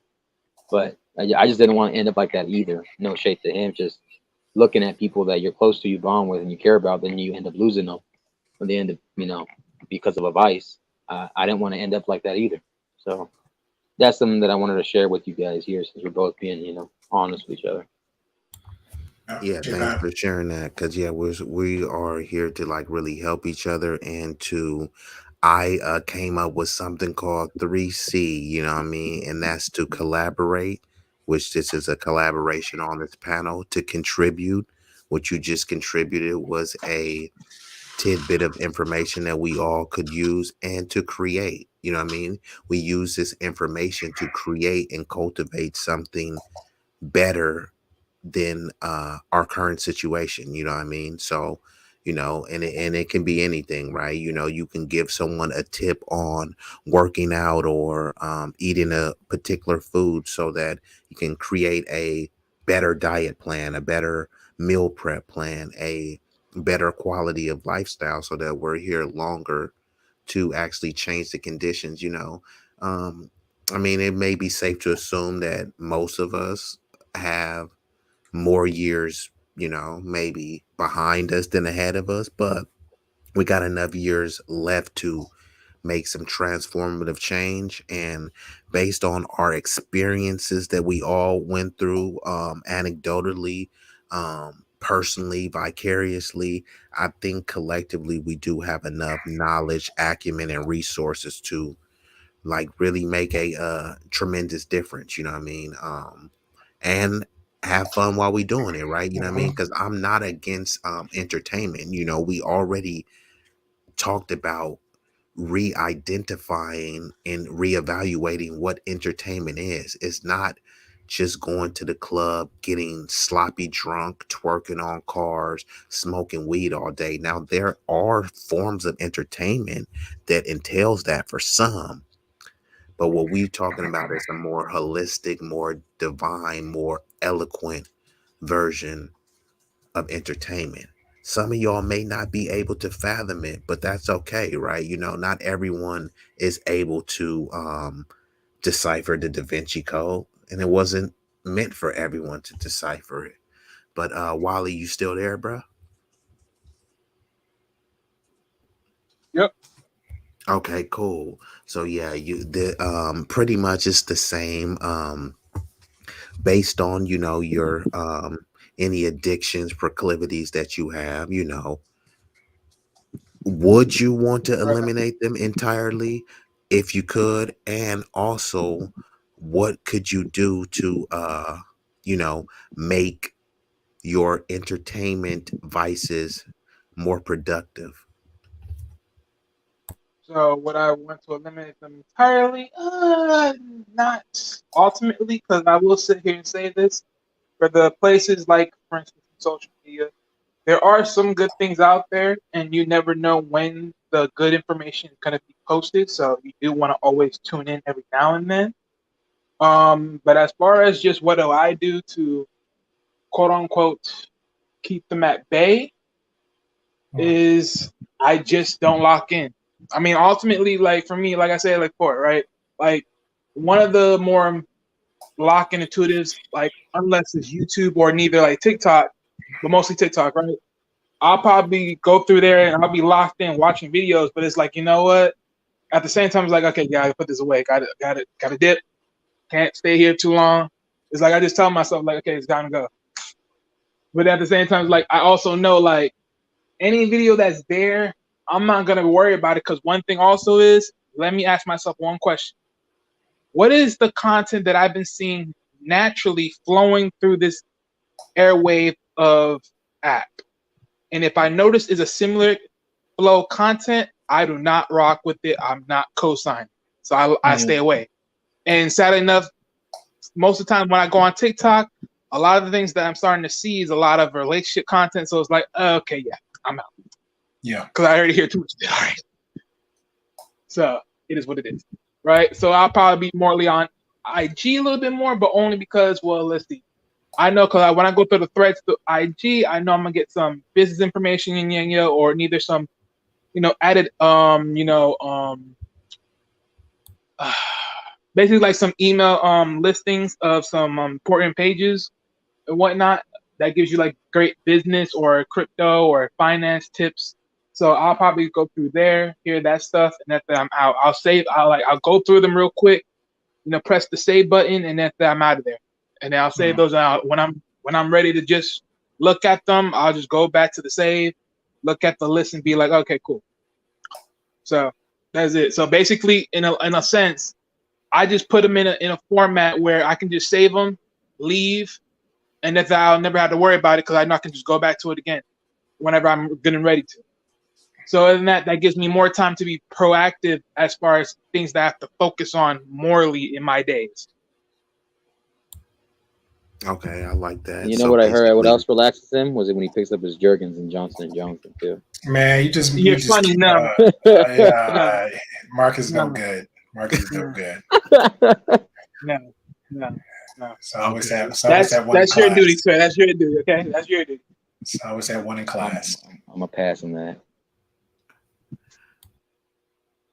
So since we got the jerk wars going on, we gonna Bro. go ahead. I don't know who they're coming to. Nah, this is. Look, he be rolling with his Johnson, okay? He be rolling with his Johnson. Johnson. Sometimes he be rolling with his Vaseline when he needs to get greasy. The jerk wars continue. Exactly. Yes. Well, technically, it's below. Marcus used baby oil. Got it. Hey man, that's what the chick likes. Okay. She said, Mark. That chick likes it on her ass. Marcus eating slippery groceries. Got it. Damn. Hey, I do it from the front, not the back. All right? The groceries are soggy. Soggy groceries. Got it. Oh, whoa. Wally, is that what's on your list? God dang. I don't know. No, it's on yours. Because all I hear is soggy misogyny. I don't know, man, because sometimes when I hear you take a deep breath, next thing you know, I hear you like eating and shit. So I don't know if you just went for the booty growth. Round two for the jerk world. Oh, no, you don't, motherfucker. Oh, no, you don't. Oh. Round two. Love that. Okay. Okay, cool. All right. So now we got two battles going on. We got the Gray Pill versus M3 on the Smash Bros, and we got the jerk off between. Oh, not the no. Oh yeah, you wasn't here for that one. You wasn't here for that one. So sometime next year, I'm gonna go ahead and get the system and the game that he got stomped on in Mario Kart. So I'm gonna go. They're gonna be a live about Nintendo Switch. Yeah, Gray Pill gonna step out of his comfort zone and go into he's PlayStation to the core, but he's gonna step over and challenge M3 in his backyard, which is in the Nintendo backyard, and he's challenged them officially to a game. Are y'all playing Kart or Smash Bros? There's Kart. Okay. Yeah, so they're gonna have a. So you're not about that Smash Bros life? Come on, Grace. I thought you were a fighter. No, I've been on Street Fighter, Mortal Kombat, mostly Street Fighter. So Smash Bros wasn't never my thing. Tiger. Hey, look, if you get Switch, get the Street Fighter. Bro, I'm only getting. Damn, Wally, is that good? Wally, relax. Hey, look. Hey, how you throwing stuff down my throat? I'm getting it so I can dominate this guy, and then I'm gonna make it even worse. Only the fact because I'm wasting my money. You know what I'm saying? So that's. I'm just gonna bring all the anger. Damn, he's taking a shot out. He said he's wasting his money. Yeah, I'm bringing all the anger there. Like I don't have it. There's no reason for me to use it, but I saw this is called toxic gamerlinity right here. Yeah, Gray Pill rage. only one. It's only one person. Mark is the only one, but one person like all these little spaces because there have been some stalkerish people. You know what I'm saying? And found me. Yeah. But Mark is the only one actually seeing my gamer channel, and I made this dude just weep. So, like I said, I'm about that life. You know what I'm saying? When I say petty, it ain't petty like, oh, you just been dick. No. If I feel confident about something, I'm gonna speak on it. But if I don't, I'm gonna hold my peace. but I feel very confident that I can take out M3 based on what the skill level I seen him in the other night. And I never like he recruiting and Be evaluating. easy. Hey, you know what he just did right now? Again, You know what he just did? Be easy. He just did like a slight mediocre diss to M3. He called him mediocre. Yeah, so I'm like I said, I'm gonna hold it because I gave time because I already know Big. You said his performance was doo doo. Yeah. Hey, but he did say respectfully, and he did tell him. Yeah, because that patents it out so nicely. That patents it out so because nice. I know. Hey, I already know gonna happen. The fact that it's gonna drag out long till that day come, I already know I'm gonna get the jabs and shot. I already know that's coming. So I'm gonna be humble about it. I'm gonna take it like a champ. But when that day come, I ain't gonna say nothing. I'm just gonna perform. You know what I'm saying? I'm just gonna perform. Be an athlete, Big. Become an athlete. Hey, when you guys play, are you guys gonna do like a simulcast where y'all were like streaming from both your channels, but also playing it on the screen? No, it's gonna be here. Yeah. I mean, I don't know if I can hook it up on my gaming channel. I don't mind doing that. I got assholes over there. They'll love it. No. I don't know if you wanted to. You wanted to do that or their main channel or something. I don't know. I'm not doing a Great Pill podcast. That's not what it's about. I'll probably do it on my gaming channel, but it pretty much started out from here. So I mean, you got to whoop the asses at the foundation where it came from. So, hey, Big Rig. Hey, you saw how I set that up, Big Rig? I can't get nothing past Big. Yeah, there's homes and away games. Great Pill said he'll take an away game. Yeah. So I No, he want to beat him at his home. That's what he want to do. He want to beat him up at home. Hey, have you seen role models? Be trying to humiliate somebody. Hey, Big Slight, isn't this where the tombstone is right here? Yep. Hey, be easy. Have you seen role models? Role models. I think is that the dude? It had like the dude Kids from American Pie. Yeah, Big Rig. You seen it, right? Yeah, I've seen that movie. You know, is that the one with Adam Sandler? No, that's the one with Paul Rudd and Sean William Scott, and they're doing like a Big Brother program because they got in trouble for probation. Oh yeah. You're right. I So, did see. I see. Y'all remember that scene when they're LARPing and they show up in the Kiss costume and it's that song from Kiss? Yeah. That's Great Pill when he's trying to show up and trying to face off M3. Cause you got my love gun, love gun, love gun. That remind me of that paddle comedy movie, paddle whatever, when that little the fat dude coming out of retirement. Oh, Balls of Fury? Yeah, Balls of Fury's like, yeah, rock. Yeah. Yeah, somebody's gonna look like a loser that day, man. Yeah, it's gonna be one. That's all I'm saying. It's gonna be one. It's gonna be a hell of a day. I'm watching myself. I don't really be on the game and shit, but I'm gonna watch that. I'll make damn sure it ain't gonna be me. He's gonna be like Mad Max. Hey, Big Rig. He's gonna be like Mad Max. Welcome to Thunderdome, bitch. That was a good movie. Hey, Big. I don't play games with the internet connections over here, bro. I have it. I hear you. Yeah. I ain't gonna lie. I gotta side with he just B-Eazy, jinxed bro. When himself, you was though, talking, Big I Rig. would put my money with you, man. I mean, you talking Big good. Rig, he just jinxed himself, Big Rig. Cause watch, he's gonna have his internet all cocky, and the next thing you know, he'll be in the lead. Next thing you know, he freezes, and M3 just You passed. got some clarity over there right now with that camera and shit, so I doubt it, man. No weather comes. Big Rig, keep that faith. Keep that faith. Nah, damn the faith. Damn the faith. Join the sis. Join the sis, sir.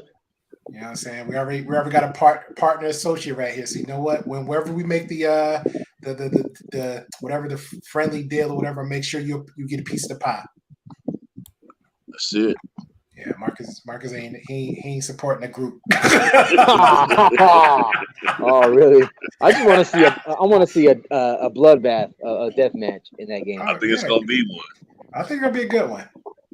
I hope so. Just might bring it over the on the gamer side. And don't be typing no cheat codes either, Great Pill. You know, you can't put no. Can you glitch over there? I don't think you can. It's an older system.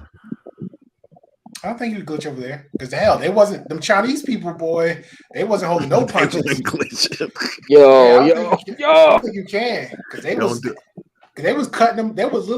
He was on the road half the time, and then they was cutting through like it wasn't shortcuts, but like if you had like a wide turn, they was cutting straight through that just to get to the road. And he was They like, was samurai style. bro, they was Be doing him dirty. He said the C word. I'm gonna do like Trump. China.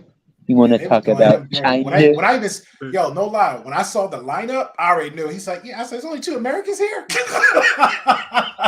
Hey, I want to see you show up, Great Pill, when you show up on the stream and rock the song. It's the final countdown.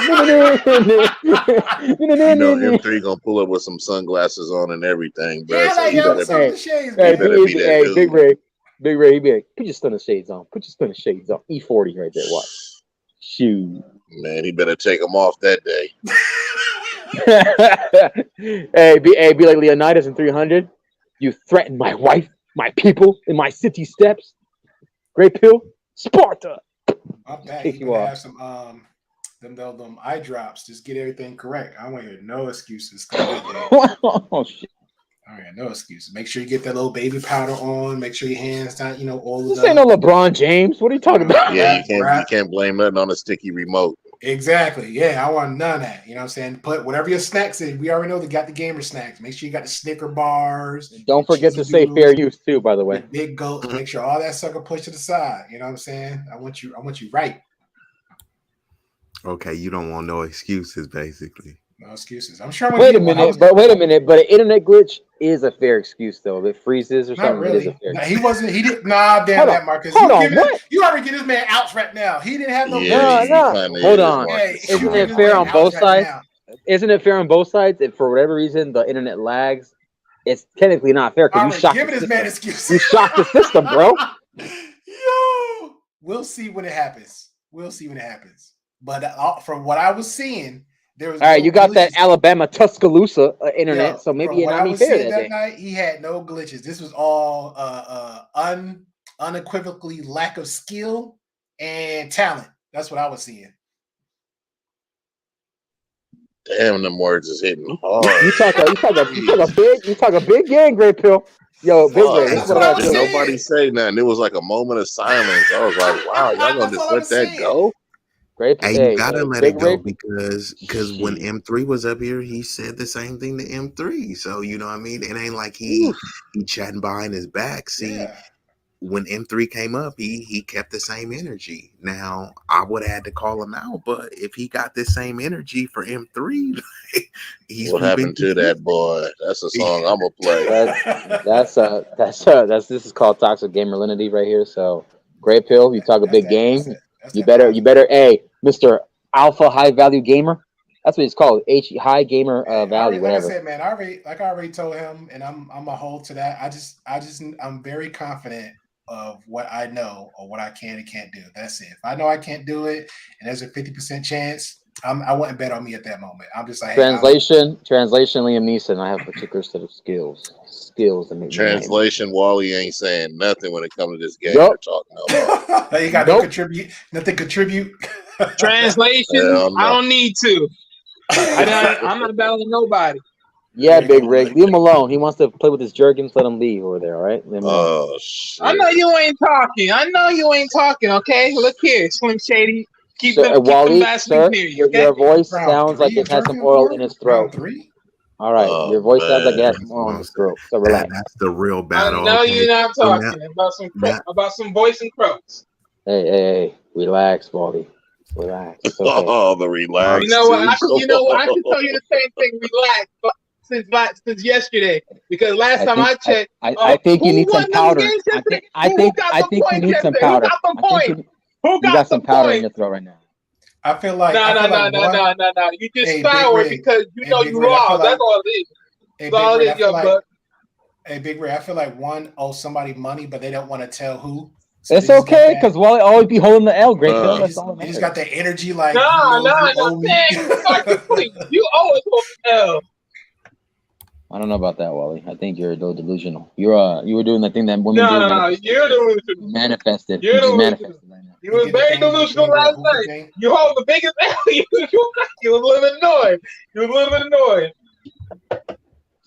This is sad. This is what humanity has come to right now. You got people messing with Jurgen. Yes, you got a Great Pill coming in here like he runs the shit with his gamer stuff, but you know he wants to strike the fear of gamer gods into M3's eyes. I don't know what that was, but Tell y'all, All right. I can see it now. I can see it. I can see it. All right, so let's start wrapping this up. So I'm gonna go with Wally. Wally, hold on. You still there, Wally? Yes. Okay. So we're gonna go with the final statements, and it's gonna go Wally, Marcus, Gray Pill, and then Big Rig. So Wally, before you give your final statements, we just want to give a shout out to the chat and let everyone get a live peek of what Wally is doing. Nothing. Oh, okay. So I see what side you chose. Okay, I like that. I like that. Original. I like that. I see what side you chose. Remember now, you chose the So he side. ain't walking You around chose the smelling hey, side. like that's a a You chose you. the Hey, that's a side. hey, Okay, Big Ray. That's a remember that used box. Cadet That's a used Jergens. box, right? Gray Pill. That's a used Remember box that already, Cadet right? Jergens. I don't like This when is the, motherfuckers be walking by me smelling like Private major tissue. lotion, bro. Hey, that's the kind of tissue and lotion you get when you book a hotel. So shout out to you, Wally.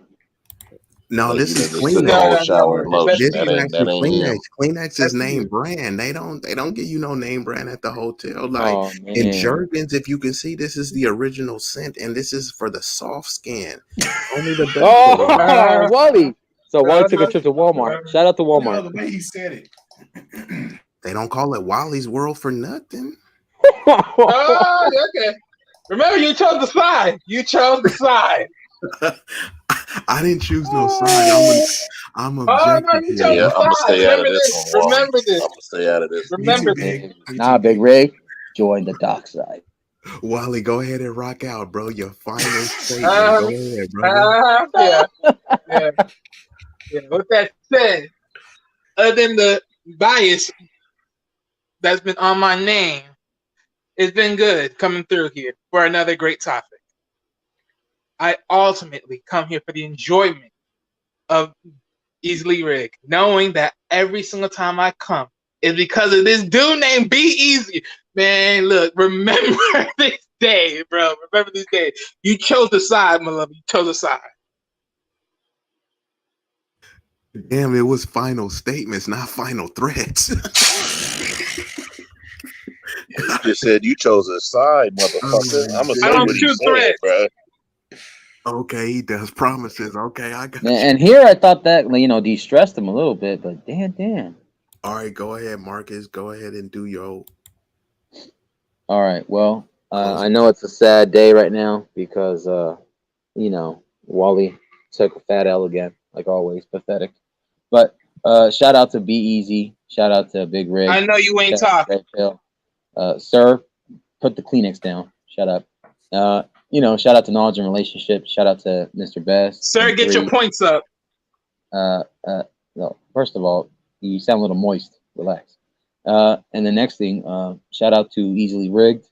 Make sure you hit the link, like, First of share, all, you sound a little subscribe. stiff. Relax. Yeah, whatever. Leave a comment, hit the Cash App, Super Chat. For all the content creators on this panel, Great Put Podcast included, Kings and Dreams, other people in the chat. They were here earlier. I'll keep rocking out with y'all. So keep supporting y'all, no matter what. Peace. For sure. Appreciate you, man. that, brother. All right, go ahead and rock out. Great Pill. Yeah, man. Seriously, it was a good conversation. I hope a lot of people took this some good lessons and juice from this. You got the negative side of addiction. Just be self-aware of that. Understand what that is. I get it. Even that addiction, might lead to depression or some kind of emotional buildup for yourself. It's kind of hard to get away from because personally, I know somebody just refuse to walk out the house and walk around the block, because they don't like to be alone. So, and that's something you really have to think about with yourself.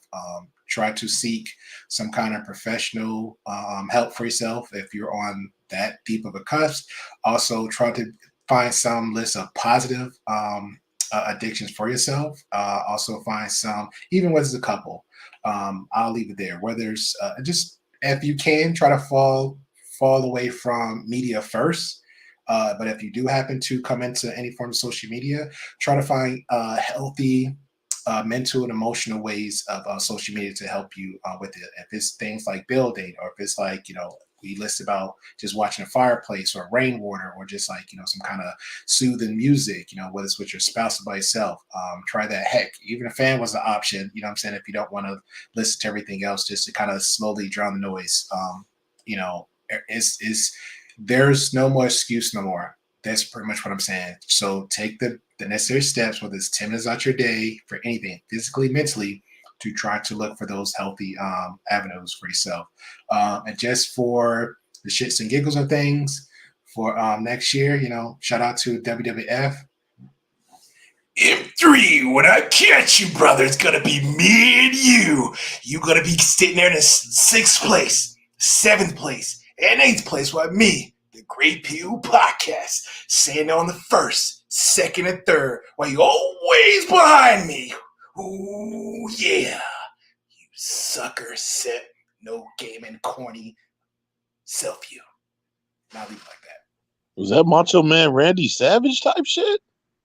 Yes. That's what I was going Oh for. my God, man. He ain't playing, bro. Damn, Great He Pill done do went it all. WF character and everything. That's what I said. He really is okay. This is being promoted. M3, you gonna have to see the replay of this shit, bro. That's what I'm saying. M3 gonna have to come in and watch the replay. Them glasses better be on super tight that day. Yeah, because Great Pill came in spicy and he left spicy. I swear, Great Pill, if you play him and you lose, I'm gonna be disappointed, Great Pill. And Great Pill, I just got one question. That part. What's the deal, brother? That part. That part. Hey, and that's what y'all need to work out. What's the deal? You feel me? Because we gotta make it fun. The way I play Madden and these other games. We don't. If we challenge somebody, we gotta put some money on it. We gotta put some push-ups on it.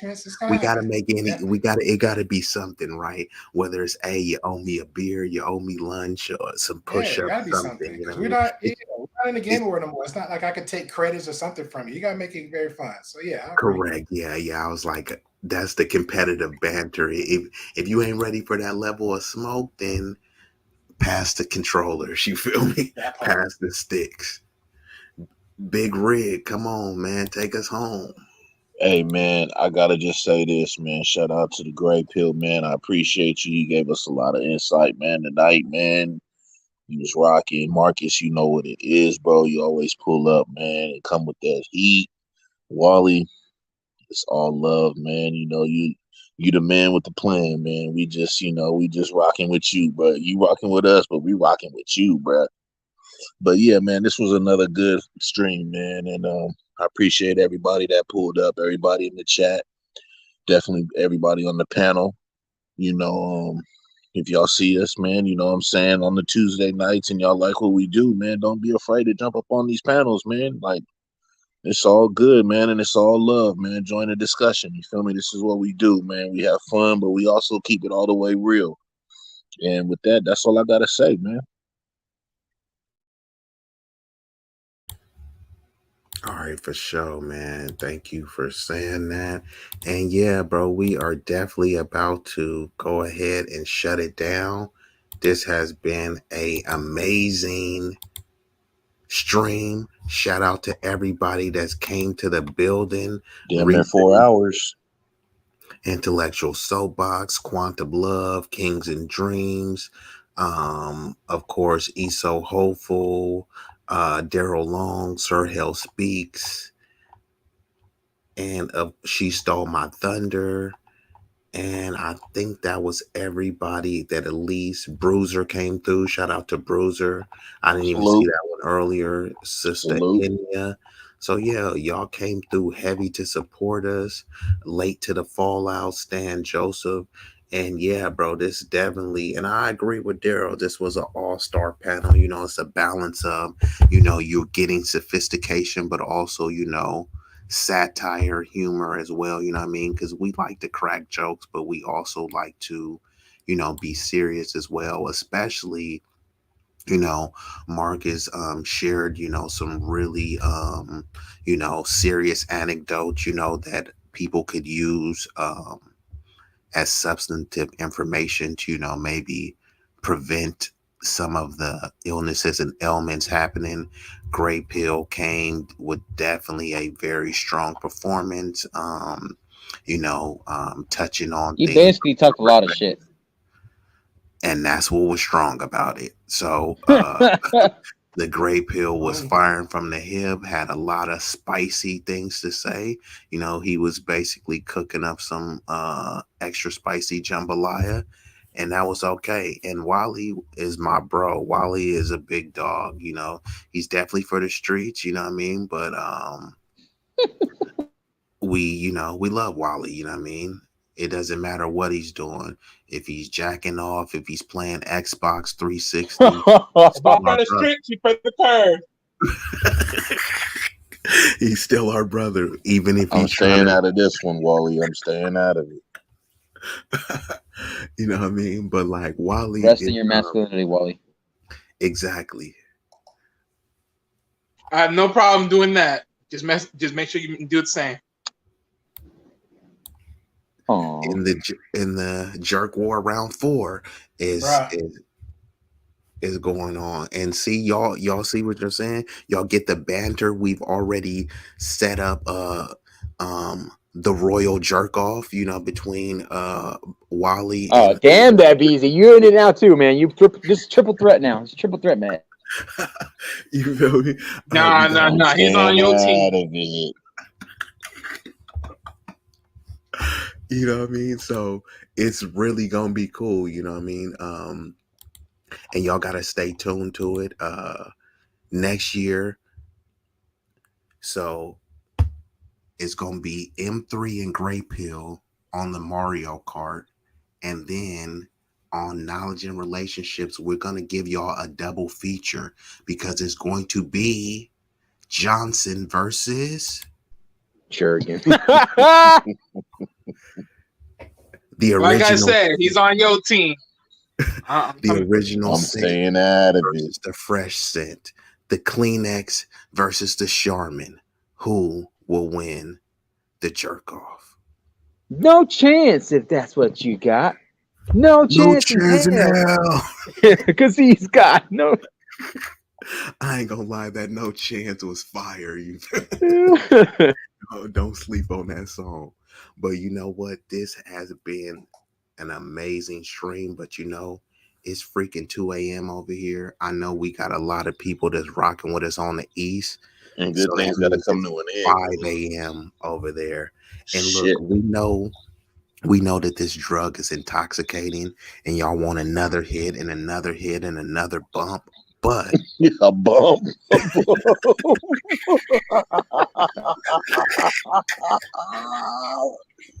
Don't do it, bro. Come on, man. You know, easily bumped you. But you know what? We appreciate y'all, and just let me show y'all. You are now tuned into another installment of Easily Rigged on the Knowledge and Relationships platform. Your viewership and support is immensely appreciated, and for that, we thank you.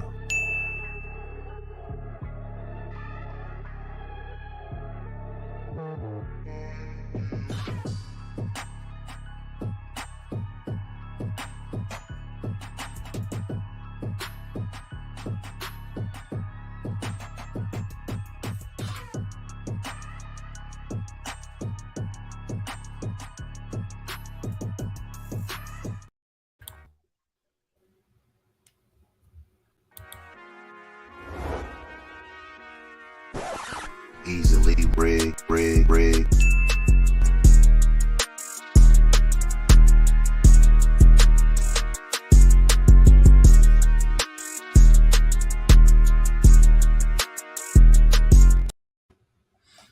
Okay, and we got one more like, share, and subscribe. And then after the stream, definitely just go leave a comment. You don't gotta write a novel.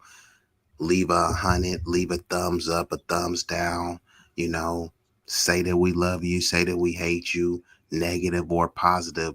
That's Either it. way, the engagement definitely helps the algorithm. And we're going to go ahead and get us out of here with this Yeah. outro.